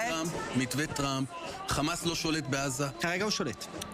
בוא נפריד בין עכשיו, אמרתי שלב ב', אנחנו לא התחלנו, לא סיימנו את שלב א'. המבחן יהיה במימוש שלב ב', נקודה, אני אומר חד משמעית. בוא רגע נעיף מבט. בכל זאת יום... נחיתה פרשננו לענייני תעופה, פה השר... במקרה, כך יצא. כן, יצא, זכינו. זה עניין של דקות עד שנראה את הנשיא. לא, זה צ'יק צ'ק, זה ממש... זה יקרה מהר. מאוד מהר, תאמין לי, לא נותנים לנשיא טראמפ להתעכב דקה למה, אגב? גם כל דקה, זה גם הסיפור רק נאמר שאין טקס בשדה התעופה בן גוריון, יש פשוט קבלת פנים של הנשיא וראש הממשלה. הכל בגלל לוחות זמנים מאוד... אגב, אתה חושב שיש פה איזשהו פספוס, שטראמפ מגיע פה באמת לאירוע יוצא דופן, אנחנו מסירים את הכובע, אבל ממשיך אחר כך לשארם, ישראל הייתה יכולה לנצל את האירוע הזה. אגב, ראית כמה זמן הוא בשארם? גם כן כמה שעות, עד 5 אחר הצהריים. בדיוק, 3 שעות אולי. כל האירוע שלו עם כל הראשי מדינות הערבים, 3 שעות. אבל יכול להיות שזו תמונת ניצחון גם של ישראל על אדמת מצרים, כשישראל נגיד משתתפת. התמונת ניצחון שלנו זה שטראמפ בא לכנסת, ומצד אחד יש את ישראל שמקבלת ביקור רשמי, החטופים חוזרים. זה תמונת ניצחון. ואני אומר לך, עדיין לא הושלם, היעדים עוד לפנינו, אבל כמו שעמדנו ביעד, אני מקווה, אנחנו נלחם עליו עד הסוף של החזרת כל החטופים, אנחנו נעמוד ביעד של הכרעת עזה, לוודא שעזה לא תהווה איום על מדינת ישראל, פירוז, ושחמאס לא שולט בעזה. שנייה, זה... שתי דרכים, או הקלה או הקשה. זה קצת סיסמה, לא? לא. אמרתם, אני אגיד לך ככה, שאמרנו שנחזיר את החשופים, אמרתם לנו סיסמה. שאמרנו שבצפון נחזיר את התושבים ויהיה שקט, אמרו סיסמה. רגע, עוד לא חזרו בו, הצפון עוד לא... הצפון? קריית שמונה זה לא בדיוק... יש שם הרבה מקומות. אז בואו אני מבקש מכם, תבקרו בקריית שמונה, ותבקרו בצפון, יש מספר מקומות קשים שעדיין לא שוקרו. מטולה, נכון. מנרה, נכון, שנפגעו קשה. אני אומר לך, כמי שנמצא בצפון וכמי שמשקיע בחינוך בצפון, הצפון משוקם לחלוטין ברמות שהרגשת הביטחון, על זה אני מדבר, לא הייתה מעולם ככה, תיסעו ותדברו עם התושבים. מה עם קיבוצי הדרום? תקשיב. קיבוצי העוטף. אני חושב שהם רואים שצה"ל נשאר היום במעל 50% מהרצועה, והביטחון גם שם חזר. תדע לך שגם האנשים במספרים, סדרות היום עם יותר ילדים במערכת החינוך משהייתה לפני המלחמה. אנחנו עושים השקעות עצומות, היא רוצה שאני אסיים כי היא רוצה לדבר על זה. לא, כי אני רוצה, הנה אנחנו, בואו, יהיה הרבה זמן לדבר על סדרות, אבל הנה... עקבי, הרגע, כן, חיכינו לו... צריך לומר... והדמות, תגיד משהו על הדמות הייחודית הזאת של טראמפ, שאין מה לעשות, בלי האיש הזה. המתווה הזה, גם שלב א' של החטופים, בעולם, תקרא לו של מנהיגות דיפלומטית נורמלית, לא היה קורה. טראמפ לקח את הלא של חמאס ועשה ממנו כן על הראש שלהם, יחד עם כל אולי גם את הלא של נתניהו, לא? לא. נתניהו נסע לשם, ישב שם, והשאלה הגדולה, איך נממש את ה-21 נקודות של מתווה טראמפ. זה האתגר הגדול. אף אחד לא יודע לאן זה הולך. אני רואה שאתה כל הזמן עם הנגד. לא, אבל זה לא עניין של נגד, אני לא יכול לענות לך, יש מבחן לעתיד. אנחנו נחושים. רגע, בוא ניתן לך. בואו נהנה מהרגע. יאללה. דיני, יהיה לנו הרבה זמן. יהיה לנו אבל עוד הרבה רגעים כאלה, מזל, בשעות הקרובות. לא, אבל לא יהיה רגע כזה.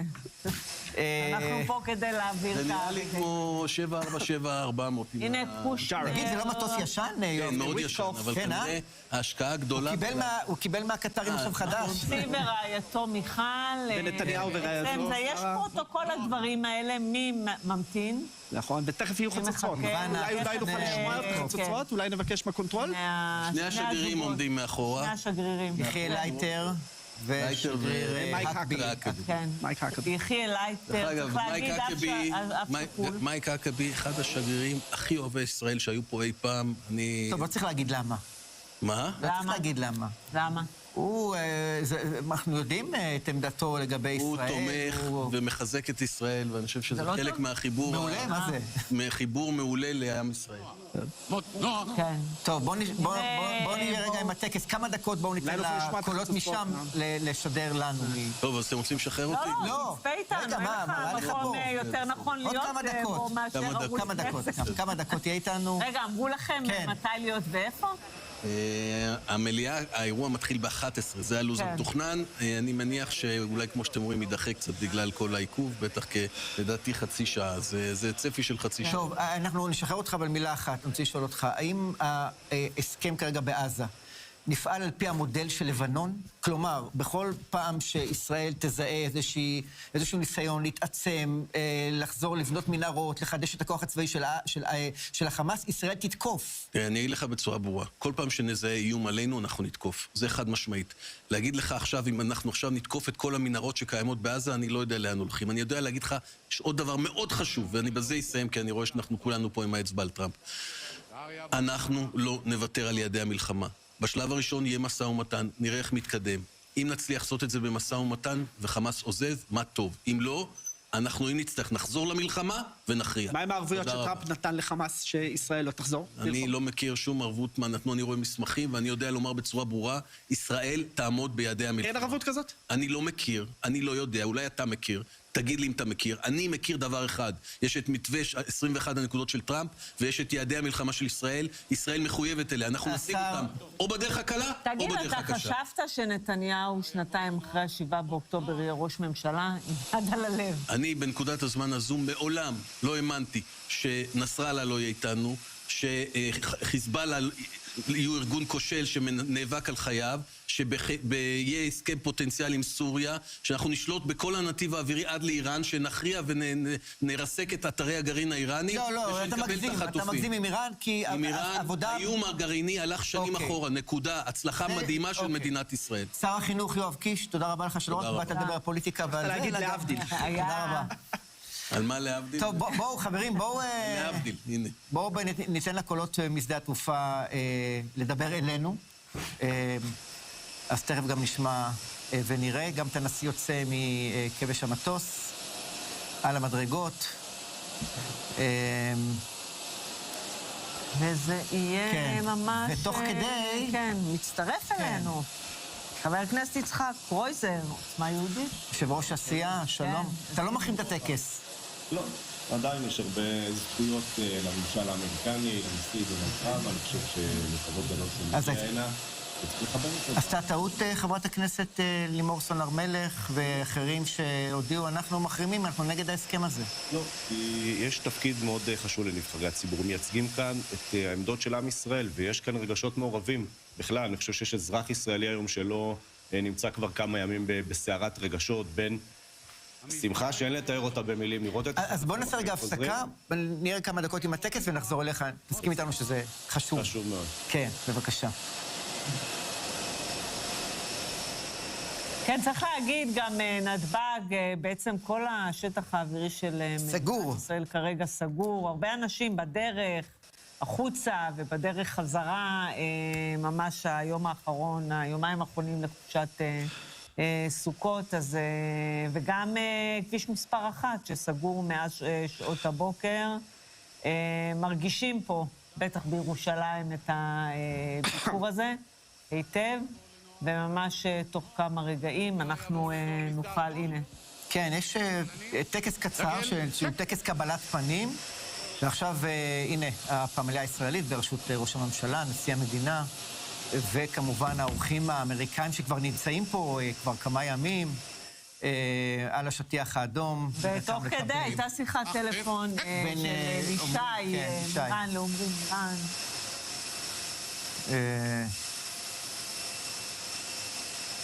כן, שדה התעופה בן גוריון, בעוד 20 החטופים האחרונים, כולם גברים, חיים, שוחררו היום. ותכף ננסה לפענח קצת את שפת הגוף.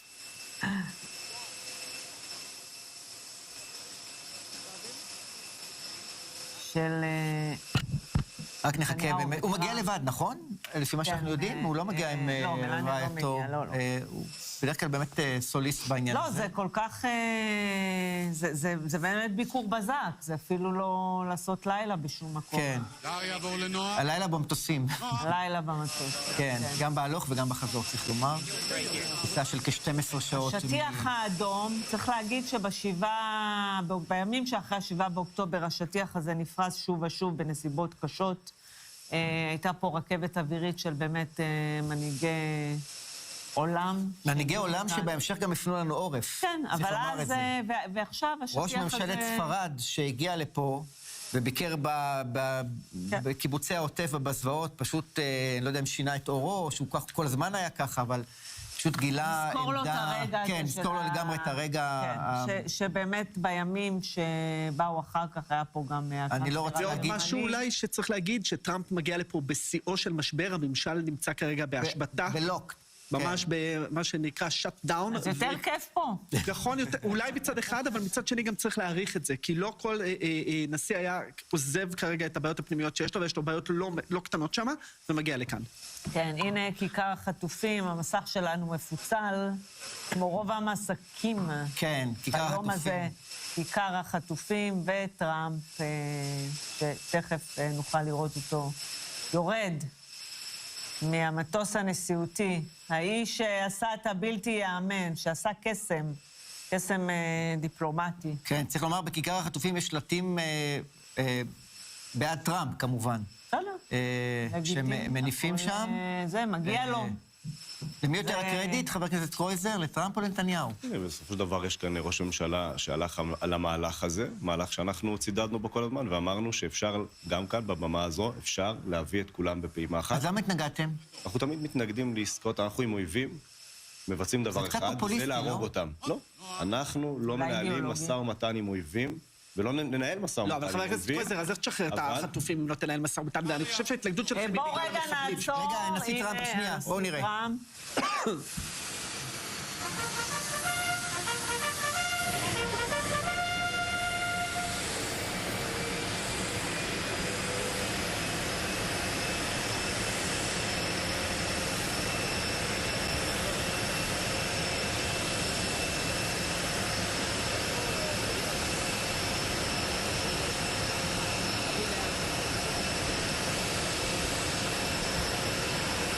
טוב, איש לא צעיר טראמפ, הוא כמעט בן 80, אבל עם אנרגיה של בן 20.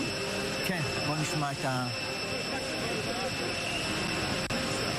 טוב, יכולים לראות אותו כמובן. קשה לשמוע, אבל קודם הנשיא, זה הפרוטוקול, קודם הנשיא.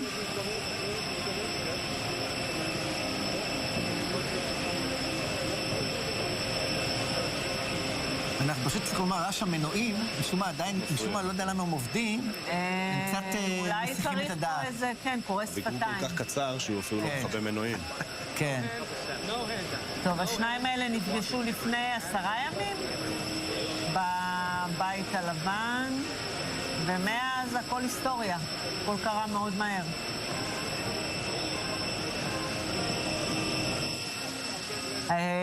גם יש את ה...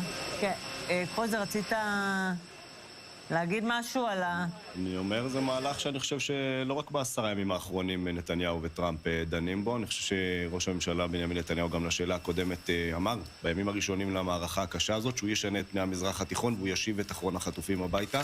צריך לזכור, גם היום לא כל החטופים יחזרו הביתה, יש כאן משימה אדירה, גדולה מאוד, להשיב את אחרון החללים שנצטרך, כפי שאני מבין את המציאות, להכניס את החיילים שלנו חזרה. כדי לאתר ולהביא אותו חזרה. למה? על אף אחד אחר. אתה לא מאמין שיחזרו רוב החללים גם בימים הקרובים? זאת אומרת, זה לפי הסכם, הם אמורים לשחרר את כל החללים. לפי הסכם הם אמורים להחזיר את כל החללים, ואנחנו כבר יודעים ושומעים שהם לא מוצאים את כולם, ולא יודע מי כן ומי לא, ולכן... אגב, זה הגיוני, לא? בכאוס הזה בוודאי שזה הגיוני. הנחת העבודה שחלק לא... וצידדנו כל הזמן שבסוף כדי, א', להשיב את אחרון החטופים, וב', להשיב את הביטחון לאזרחי מדינת ישראל, חיילי צה"ל יצטרכו לכבוש את רצועת עזה ולהשיב בה את הריבונות ואת ההתיישבות, אחרת אנחנו בוודאי לא נוכל... רואים את השגרירים, האקבי, כרגע טראמפ, הנשיא, משוחח איתו, ותכף השגריר שלנו, שגריר ישראל בוושינגטון, שהוא אף שקול, מהמלחמה האחרונה? המלחמה, כן. בנו דוד, קצין מילואים, כן. אב ל6 ילדים, מחנך, נהרג בעזה, ותכף אנחנו נראה גם את ה... תגיד, אתה חושב שמגיע לנשיא האמריקאי פרס נובל?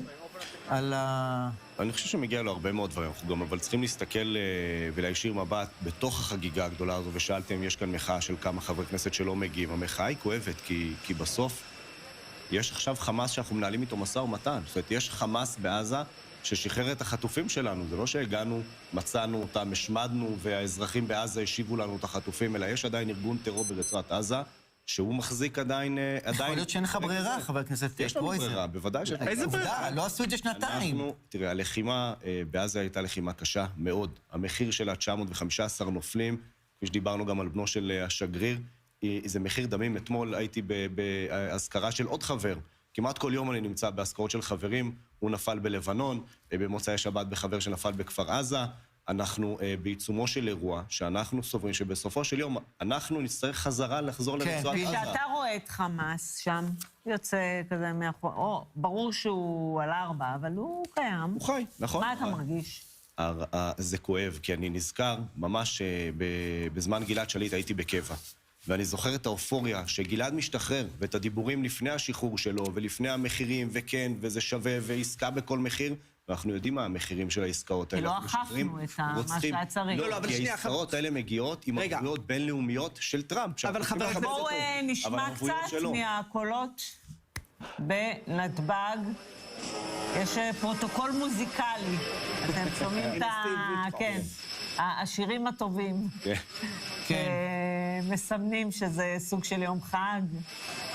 עכשיו מדבר עכשיו עם החתן שלו, ג'ארד קושנר, ועם סטיב וויטקוף, השליח המיוחד שלו כאן למזרח התיכון, עם נשותיהם, כפי שאני גם מזהה שם. והפעימה השנייה מתחילה, הצלב האדום בדרך לאיסוף החטופים מח'אן יונס. אנחנו נהיה גם שם, וזה יקרה תוך דקות, שנוכל גם לשמוע וגם לקבל דיווח על מצבם של החטופים הבאים. והכל זה באמת, אין הרבה ימים כאלה, שהכל קורה ביחד, במקביל. הכל קורה במקביל, והשמחה הזו חיכינו לה באמת הרבה זמן, שנתיים של מלחמה קשה עם בשורות לא פשוטות, ובאמת יש כאן איזושהי חת רווחה. אבל אתם כסיעה באמת עברתם ימים סוערים, גם שמענו את הדברים של בצלאל סמוטריץ' שר האוצר, יושב ראש המפלגה, הדברים שהוא אמר על נתניהו, ביקורת מאוד קשה על המנהיגות, על האין מנהיגות של נתניהו. אנחנו מבינים. נכון, אנחנו בסיטואציה... אתה אומר, אנחנו מורכבים. לא, יש מורכבות. אני אומר, גם בסיטואציה היום, אנחנו מצד אחד מחבקים את המשפחות, שבאמת זוכות לראות את היקירים שלהם חוזרים. יש משפחות שהיום הבשורה המשמחת שלהם תהיה גופה. הם מכאן יקבלו גופה ויצטרכו, והזכות שלהם להחזיר את היקיר שלהם לקבר ישראל, ולא לשכוח שיש פה משפחות שעדיין לא מקבלות כלום, הם קיבלו בסוף השבוע טלפונים, שלא בטוח שהיקיר שלהם חוזר. ויש הרבה מאוד משפחות במדינת ישראל שעכשיו רואים את רוצחי הילדים שלהם, רוצחי ההורים שלהם, משתחררים, 80% מהם שווים לעסוק בפעילות טרור. זה דבר שהוא מחריד, ולכן אני אומר, יש כאן רגשות מאוד מעורבים, גם בקשר לנשיא, שאנחנו מכבדים אותו. הקלישה הזאת נכונה. וזה לא רק זה, וצריך להסתכל, לשמוח, אבל גם להסתכל לכוחן המציאות. זה לא חשש, אנחנו יודעים שאנחנו היום בונים את האסון הבא, ולממשלה הזו, וכפי שדיברנו על ראש הממשלה, הממשלה הזו אחרי כל המנהיגות של ראש הממשלה, אז אם אתה אומר כזה דבר קשה, אז למה אתה נותן לו יד? היא תיבחן, קודם כל אנחנו מתנגדים והתנגדנו, ונמשיך להתנגד לכל עסקה שהיא. לא, אבל אתם לא פורשים מהקואליציה ולא מהממשלה. אנחנו אמרנו בכל מקום, אנחנו לא נפיל ממשלה שתחזיר בעסקה אחת את כולם, וזה המתווה. למרות שעכשיו אנחנו מבינים שהוא מחורר בקשר ללא מעט חללים, אבל בואו נראה את החמאס. אבל גם בעסקה חלקית יצאתם, חזרתם, עזוב, חבר הכנסת קרויזר, אתם שם. אנחנו מובילים תפיסת עולם שהיא אומרת דבר מאוד ברור, ואנחנו רואים את השינוי שלנו. דרך אגב, אם אנחנו לא היינו בממשלה הזו, יכול להיות שראש הממשלה היה נכנע ללחץ שבא מכאן ממקומות מאוד מאוד מסוימים, לעסקה חלקית, לקנייה, צה"ל לא נשאר ברצועת עזה. אבל הוא בעצמו אמר שהוא רוצה עסקה חלקית, הוא לא היה צריך להיכנע לשום לחץ, הוא אמר את זה. שהוא יחזיר את אחרון החטופים, ואיתמר בן גביר ישב לוודא שאנחנו מפעילים נכון את המערכת, ראש הממשלה מוביל את המאמץ הדיפלומטי, מפעילים נכון בקבינט את המערכת הצבאית, ברצועת עזה, באיו"ש, בלבנון, בסוריה, בעיראק, באיראן, בתימן, כדי להגיע לרגע הזה. אני חושב שאתה לוקח קרדיט, אני באמת חושב שאתה לוקח קרדיט שהוא לא שלכם, אני חושב שנשיא ארצות הברית פשוט חתך את זה, שם לזה סוף, ואמר זהו זה. אני חושב שבסופו של דבר נשיא ארצות הברית יודע להביא את המאמץ העולמי. אבל בסוף, ביני, בסוף הוא היה צריך את ראש הממשלה. כי כל הזמן נטען שנתניהו, לאורך כל המלחמה הזאת, עשה את מה שבצלאל סמוטריץ' רצה שהוא יעשה. ופה אנחנו רואים שעל אף שבצלאל סמוטריץ' לא רצה את זה, נתניהו עשה את זה. אז אני מבינה את הרצון כל הזמן לבטל את החלק של נתניהו, אבל בסוף אין ספק של בלי טראמפ זה לא היה קורה. הוא האירוע, אבל בסוף היה צריך את הממשלה שתצביע בעד הדבר הזה. בסדר, אבל ביני עד הרגע הזה. בסדר, אבל הרצון הזה תמיד לתאר, אוקיי, הוא צעק עליו, ואז לא כזה עובד ככה. עד הרגע הזה קרו הרבה מאוד תהליכים, שראש הממשלה בנימין נתניהו ללא שר בן גביר שישב לידו ודחף אותו. בסוף אנחנו נבחרי ציבור, אנחנו מייצגים ציבור גדול מאוד במדינת ישראל, זה לא רק התפיסת העולם שלי. והתפיסת העולם שלנו הייתה מאוד ברורה לאורך כל המלחמה, ואמרנו גם דברים קשים. דרך אגב, אני חושב שאחת הסיבות שרוב חברי המפלגה שלנו מקובלים גם בני רוז וגם בבארי, כי מעולם לא אמרנו להם את הדברים אוקיי, אז בואו נעיף מבט לנתב"ג. טראמפ נכנס עכשיו למכונית, אני לא כל כך מבינה בזה, אז... למכונית הנשיאותית שבאה איתו, כי הוא מגיע עם המכונית שלו, זה חלק מההבטחה. וצריך לומר גם בני הזוג נתניהו בפנים. כן, ושר בפנים, אז מי שרצה לחפש... רגע אינטימי, ואתה יודע, יש ממלכה שנקראת ממלכת הטוויטר, אז שם אתה תוכל לראות בטח. ביבי ושרה נדחפו, ובצד השני יגידו, את כבר לוקחת את זה, את כבר לוקחת את זה. את כבר בונה לצייצנים לא לכתוב. אני מספרת לצופים שלנו שיש תמיד איזה... מה שכן... מה קורה באוטו אבל? לא, קודם כל אני מניח שיש שם שתייה ואולי איזה... אתה חושב? כן, בטוח יש שם איזה בר קטן, אבל תראו איזה כיף, עכשיו הוא יכול לדעת שיש פה שרת תחבורה בישראל, שנותנת לו להגיע ב-15 דקות מנתב"ג לירושלים. זאת תמונה. זאת התמונה שאפשר לראות. טראמפ גבוה מביבי בלא מעט. מה שרואים זה את רמת השיער של טראמפ, פשוט ממשיכה את רמת השיער של נתניהו, עד כמה ש... כן, יש איזו קומפוזיציה של צילום. טוב, בואו רק נעדכן שהצלב האדום, יש לנו עוד מסך ביום באמת היוצא דופן הזה, והצלב האדום כבר נמצא בדרכו לאסוף את 13 החטופים הנוספים, אז ברגע שהצלב האדום יאסוף אותם ויחבור על כוחות צה"ל, נדע לפחות שהשלב הזה של ה-20 חטופים חיים... זה פריים מדהים. מאחורינו. אגב, מעניין שהחלון הוא שקוף. מדהים. מעניין שהחלון הוא... יש פה איזשהו עניין גם להראות. כן, תכף יוריד את המסך השחור. יכול להיות שתכף יעלה איזה... כן, אבל זה פריים יפהפה. טוב, הם נפגשים לא מעט נכון, אבל אתה יודע שהם באוטו הנשיאותי, מדברים, וככה יש שם יחסים כנראה מאוד קרובים. אבל מי סידר שהמצלמה תהיה על נתניהו דווקא, ולא מהצד השני? ועדת חקירה. לא, לעם, מה זאת אומרת? מישהו חשב פה על הכל. מי נתן את ההוראה? לא, אנחנו אומרים, רק נאמר, לעם זה לשכת העיתונות הממשלתית. מי נתן את ההוראה? זה שערוריה. כמה זמן לוקח לשערה כזאת לעשות את זה? 20 דקות גג. 20 דקות במהירות, כבישים ריקים. צריך לומר שכל כביש אחד סגור בשני הכיוונים. גם השטח האווירי. והכביש ייפתח רק לאחר שהנשיא ימריא חזרה בשעה 3. לא, 1, סליחה, 1. לא ברור, הלוח זמנים מתעכב. הוא אמור להמריא ב1 מנתב"ג ואנחנו ערב חג שני, ביני. נתת לנו קודם את הקונטקסט. הנה, צריך גם לומר, השיירה כבר מתחילה לצאת, כל רכבי השרד לפניהם, והם מיד הצטרפו. 7 באוקטובר זה היה בעצם, כן, ביום עצמו, זאת אומרת מחר כאילו... היום אנחנו בערב שמחת תורה, עכשיו אנחנו בהושענא רבה. אם אנחנו לוקחים את הסרט שנתיים אחורה, היום אני זוכרת שבצהריים בבית המשפט העליון, אני הייתי בבית המשפט העליון ביום שישי, שזה נדיר מאוד. היה דיון על נושא של ההקפות השניות. אנחנו בשיא המריבה של ההקפות, נכון, ההקפות השניות בתל אביב. זה היה אחד הדיונים היותר עצובים שאני השתתפתי בו, גם תחושה מאוד מאוד קשה, היו שם גם חברי כנסת קצת, היה שם קצת בלגן, לא משנה מה. וחזרתי הביתה באמת הרגשה... ועל מה בעצם התווכחו? האם אפשר לעשות... אני חייב לציין שלפני כמה ימים, ברגע שנחתמה העסקה, בתל אביב, בכיכר, תפילה בהפרדה מוחלטת, גברים התפללו בלחוד ונשים לחוד. כן, אבל ביני צודק, זה היה רגע שלפני, בעצם כמה שעות לפני, בעודנו רבים, חמאס בעצם כבר מקבל סינואר נותן הוראות אחרונות, לפני הטבח. הוא ראה בדיוק איפה הקשב שלנו, הוא היה בדיוק את הססמוגרף שלו על החברה הישראלית. מה עושים אם יעשו סרט כזה שמראה את הזוויות, כן, המסך המפוצל בעזה. גם פה הוא נחל כישלון חרוץ. דיברנו על זה קודם, הוא לא פירק אותנו. בעצם ראה לצערי הרב יותר מדי תקשורת שיוצאת במדינת ישראל. אז הנה, לשכת... לא הרגיש את העם במדינת ישראל. אז אני רק אעדכן שלפחות לפי הודעת לשכת ראש הממשלה אומרת כך, בניגוד לפרוטוקול, ראש הממשלה נתניהו ורעייתו הוזמנו לעלות לרכבו הנשיאותי של ארצות הברית שנמצא בנתב"ג, ועכשיו הם בדרכם, אנחנו גם רואים את התמונות ממש בשידור חי. מנצלים את הזמן עד הסוף, יש לזה גם בפרקטיקה, כי אין לטראמפ הרבה זמן פה. והם יכולים בעצם לעשות סוג של פגישת עבודה. חבר הכנסת קרויזר, ממש לסיום, אנחנו נפרדים ממך. אני רוצה לשאול אותך, גם סמוטריץ' הודיע שהוא יישאר בממשלה, גם אתה אומר שאתם, עוצמה יהודית, תישארו בממשלה. אתה רואה בחירות באופק? בגלל המצב ממש כמה דברים. קודם כל, לא אמרנו שאנחנו נשאר, אנחנו בוחנים איך אחרון החטופים חוזר, ומה הממשלה עושה, והמחויבות שלה להכריע את האויב ולהשיב את אחרון החללים.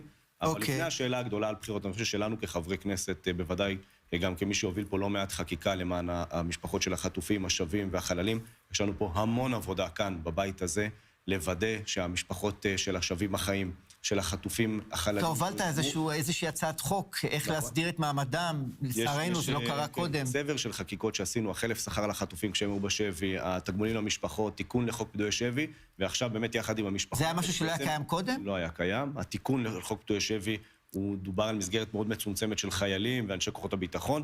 כאן דובר על ילדים, על נשים, על גברים, על מבוגרים, היה פה מעטפת חקיקה מאוד גדולה, ועכשיו באמת להסדיר את המעמד המאוד קשה של אותם, כפי שדיברנו, אותם משפחות שיקבלו עכשיו גופה, והסיטואציה שלהם אחרי שנתיים של חוסר ודאות, שבסופו של יום, היום הגדול הזה שכולנו שמחים, אבל הוא מעורב שם בהרבה עצב של אירוע של קבר, של מי שנרצח ושב, ולכן המדינה ואנחנו כאן בכנסת מחויבים לחוקק כמה שיותר מהר את החקיקה הזו, באמת להסדיר את המעמד שלהם, לסייע להם, לעטוף אותם, כמה שניתן. יושב ראש סיעת עוצמה יהודית, חבר הכנסת יצחק קרויזר, תודה רבה לך. תודה לכם, בשורות טובות. תודה, חג שמח.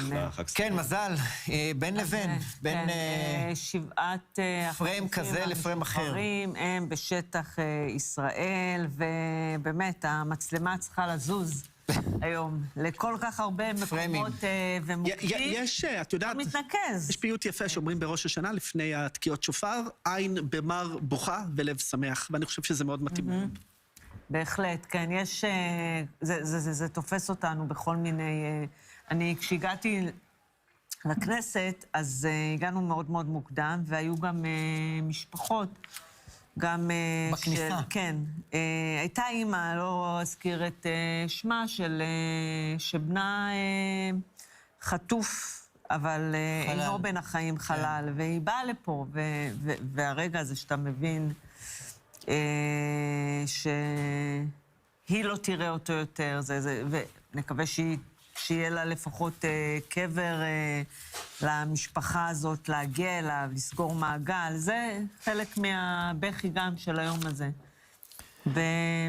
ונזכיר גם עכשיו את משפחות החללים, כל כך הרבה חללים, כל כך הרבה פצועים, ואנחנו גם נראה את זה במרחב הציבורי יותר ויותר בשנים הבאות, כי זאת מלחמה. מי שהיה בתקופות האלה, בתקופות הסוערים של המלחמה במחלקות השיקום, ראה את זה.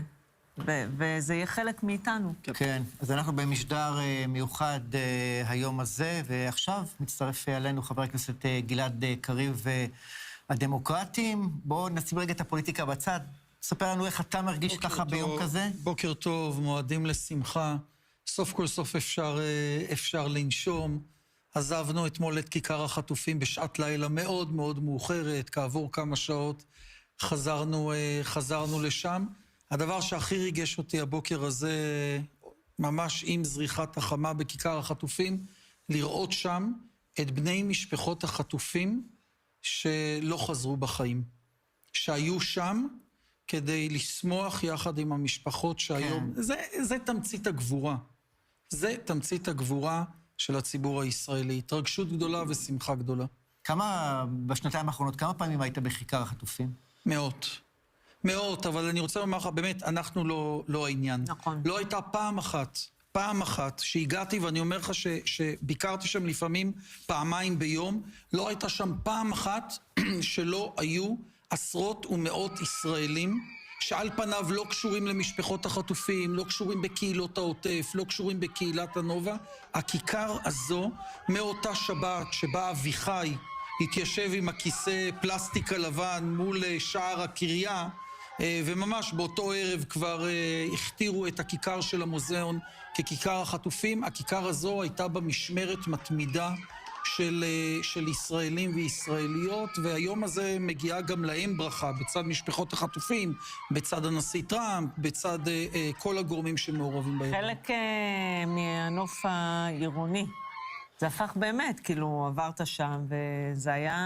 זה הפך להיות... זה השתנה, הרחבה הזאת. שם ובעוד מקומות. אני זוכר איך ממש, תוך שבועיים או 3 אחרי 7 באוקטובר, בצומת הקשתות, בכניסה לשדרות והפנייה לקיבוצי העוטף, כבר עמדה משמרת לשחרור החטופים שם בעוטף. צריך, כשנכנסתי לאולפן, שמעתי שאתם מתייחסים לעניין, צריך לומר שתהיינה ככל הנראה לצערנו משפחות שלא תזכנה היום לסגור את המעגל, ולכן אנחנו צריכים להבטיח... בואו רגע... וצריך להבטיח שאנחנו נמשיך לעמוד לצידן עד שאחרון החטופים יחזרו הביתה. להיות איתם וגם לספור את הכאב הזה. בואו נראה עכשיו איזה ככה מקבץ של שיחות המשפחות עם יקיריהם. חלקם לא ראו שום עדות מהם במשך 2 מאז אותו בוקר אפל. בואו נראה.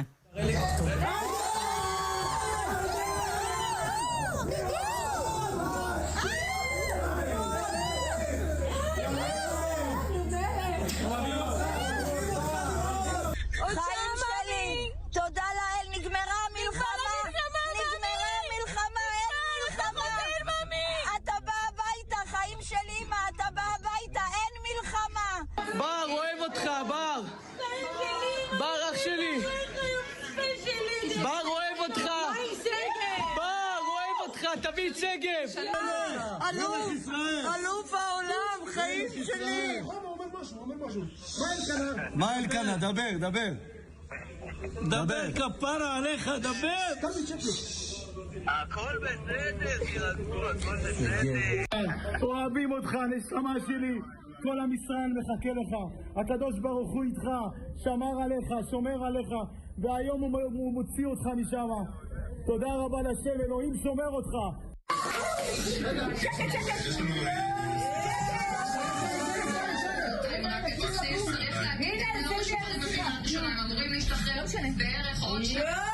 אנחנו רואים את התמונות וככה חושבים לעצמנו מה יעבור עליהם בתקופה הזאת עכשיו. קודם כל, מול פרץ האהבה והתמיכה שהם יקבלו, זה יהיה המוני.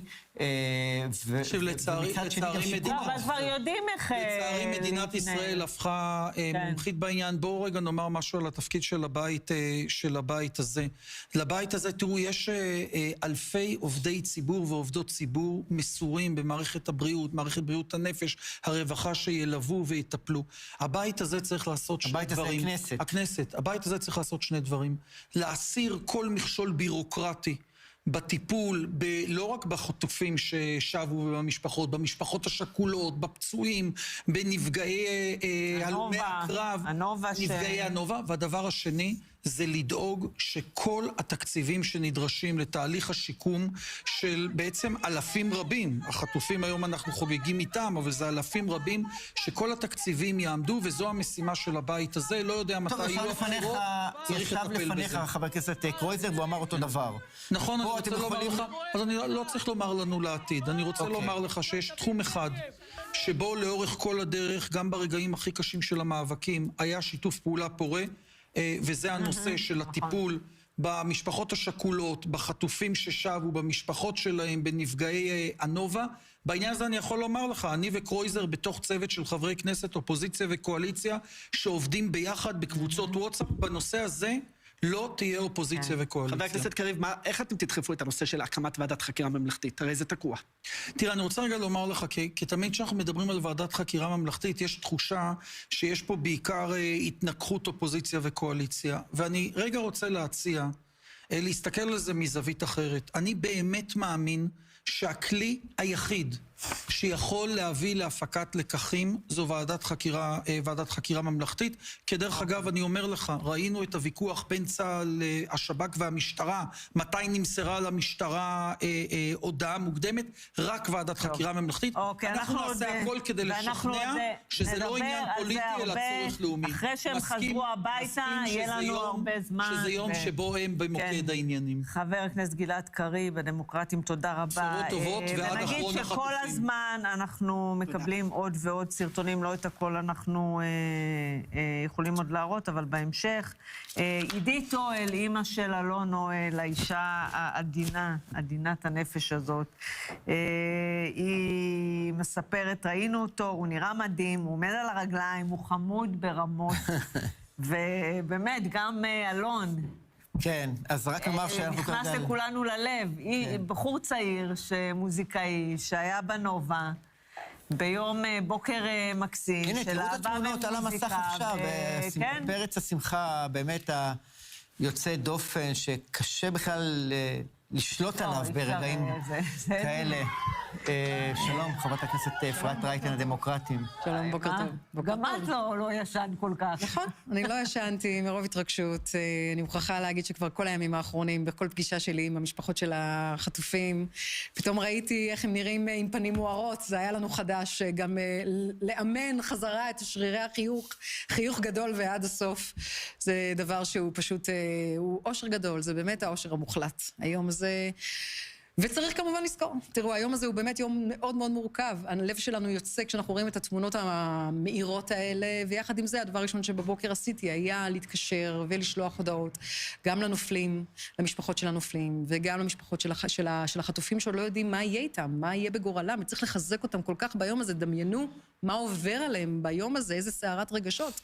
והם צריכים היום את החיבוק שלנו יותר מתמיד. ואת, דיברנו קודם על הכיכר. כן. מה הייתה בשבילך הכיכר הזאת? כל השנתיים האלה, ובימים האחרונים שהפך. אני הסתכלתי הבוקר. היית שם הבוקר? הבוקר לא, הייתי אתמול, שלשום, כל יום. אני לא יכולתי, ממש הרגליים שלי לקחו אותי לשם, ואתם רואים באמת, לא רק את עם ישראל, אתם רואים את אזרחי מדינת ישראל מגיעים לשם, כי יש שם באמת יהודים ומוסלמים ודתיים וחרדים שהגיעו, ואתם רואים שם אנשים שמגיעים לתפילות, ומצד אחד אנשים חילוניים, וכולם ביחד, ובעיניי, שאני מסתכלת על זה, כשאנחנו מדברים על הצבא המוסרי ביותר, על הצבא הגדול ביותר, זה אנחנו. אני חושבת שהלב הזה שלנו, האנושיות והסולידריות, זה מה שמנצח את כל המלחמות. כן, יש שם איזה משהו כזה של קדושה, לא יודעת. תשמעי, אני אומרת לך, כן, שזה לא דתי, אבל יש שם משהו מאוד... ביום רביעי זה היה, כשהכריזו על ההפסקת אש, הגעתי לשם, ובאו מלא טלוויזיות זרות, ואמרתי להם, תקשיבו, לא ראיתי מראה כזה בחיים שלי, זה מזכיר לי כמו שראינו את הסרטונים של 48, שאנשים בחוץ שרים ורוקדים במעגלים. תשמעו, זה אירוע שהוא חסר תקדים, האושר הזה, השמחה הזאת. לאן זה ייקח אותנו? הלוואי שאנחנו נתחיל עכשיו תהליך של ריפוי ותהליך של איחוי, ותהליך שבו נוכל לסרטט את מדינת ישראל ולשאול את עצמנו מחדש מי אנחנו רוצים להיות, מי המדינה הזאת שאותה אנחנו רוצים לקחת הלאה. אני חושבת שהיו כאן הרבה מאוד רגעים של, מעבר לטרגדיות ולאסונות, הרגעים האלה של האור, של המקומות האלה, של החוזק ושל החוסן, תראו, זה באמת... אי אפשר לנצח אותנו מתוך המקום הזה הכל כך כל כך חזק. אני גם רוצה לשאול, את אימא לחיילים. כן, לחייל זה... לחייל.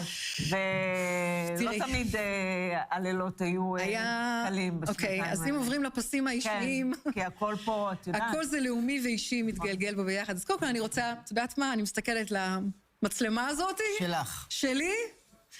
א', אני מצדיעה לגל בעלי, שהוא בן 59. והתנדב למילואים ממש מהיום הראשון. הוא אמר, לא יכול להיות שתהיה מלחמה, שהבן שלי במלחמה, ואני לא אהיה שם. והוא סגן אלוף, והוא עשה מעל 250 ימים של מילואים. הוא היה צריך לעשות את היום האחרון שלו, מחר, שבוטל לשמחתנו הרבה. אז גם אני מצדיעה לו. עשית הרבה כביסות של מדים. וגם עשינו, גיהצנו, עשינו הכל. וכמובן לבן שלי, שהוא היה ביחידת חוד, בחטיבת קומנדו, שביום רביעי בערב קיבלנו בקבוצת ההורים, הצוות יצא מעזה, ואני אבכה פה, כי באמת זה להיות בקבוצת השייכות הזאת. זהו, מה זה קבוצת ההורים? אחרי כל מה שעברנו, שאתה כל יום מחכה 3 פעמים ביום להכל תקין, הכל תקין, ואז אתה חוזר לשנייה אחת לנשום עד ההודעה הבאה, והם עברו קרבות קשים מאוד, והם נכנסו למערבים, והם איבדו 6 חברים, ונפצעו 42 במערב אחד, וזה היו באמת, היו שנתיים שמתוך המקום האישי הזה שלי, שבאמת התערבב, והיה כרוך אחד בשני, לבוא ולהוציא את זה החוצה לעשייה ולתמוך, כי זה הדבר היחידי שהציל אותי בתוך השנתיים האלה שללא שינה. מה, אז הייתם כזה קבוצת תמיכה? היינו גם, כן, אחרי שהיה אירוע מאוד מאוד קשה, אז גם נפגשנו כל ההורים ביחד ועברנו גם עיבוד משלנו, ולא רק הילדים שלנו עברו את העיבוד שלהם. היינו צריכים להחזיק אחד את השני, יש הרבה מאוד פצעים לא רק פיזיים, הרבה מאוד פצעים מנטליים ונפשיים, שגם הילדים שלנו יצטרכו להתמודד איתם, וגם אנחנו כמשפחות, אבל אנחנו רק... נכון, מה את יכולה להגיד על הדור הזה? הוא אחר? הוא עבר משהו מאוד קשה, גם בנובה, גם אחר כך מלחמו. בדיוק, גם צריך לדבר באמת על הנפגעי הנובה. יש כל כך הרבה קהילות ואנשים שנצטרך לחבק אותם. וקוראים להם דור הניצחון, יש בזה... תראי, כל כך זה חשוב. זה חשוב. הם גם דור הטיקטוק. נכון, אבל הם לא, הם טיקטוק, אבל טיקטוק של תותחים. אני חושבת שצריך לפתוח, כולנו צריכים לפתוח את הפריזמה ולהגיד, אפשר גם וגם. גם, שום דבר הוא לא שחור לבן. אפשר הרבה מאוד גוונים. וכן, הדור הזה נלחם, יצא באותו יום לקרבות, והיה מוכן למסור את נפשו. וזה דברים שאנחנו לעולם לא נשכח. הם לא מפונקים כמו שחשבנו, הם לא מנותקים מהמדינה כמו שאולי חשבו עליהם. הם היו מוכנים ואכן עשו זאת, ונהרגו ונפלו מעל 915 חיילים.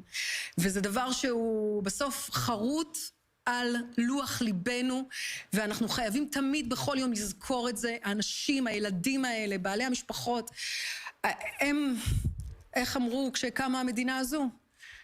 זה מגש הכסף. צריך להגיד את זה ביום הזה. מגש הכסף 2025. כי בלעדיהם זה לא היה קורה. ממש. כן, נעדכן רק שהחטופים שלנו הגיעו לנקודת המפגש השנייה. הצלב האדום, סליחה. אני רוצה לשאול אותך לגבי היום הזה בכנסת.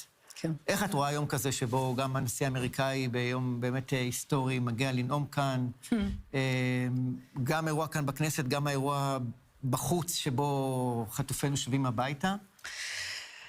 אני חושבת שכל מה שקורה היום, אם אפשר היה לחלק אותו, לפזר אותו על פני כל השבוע, אולי היה לכולנו יותר קל לעכל את כמות הדברים ההיסטוריים שקורים היום, האמוציונליים והכל כך משמעותיים, הערכיים שקורים פה.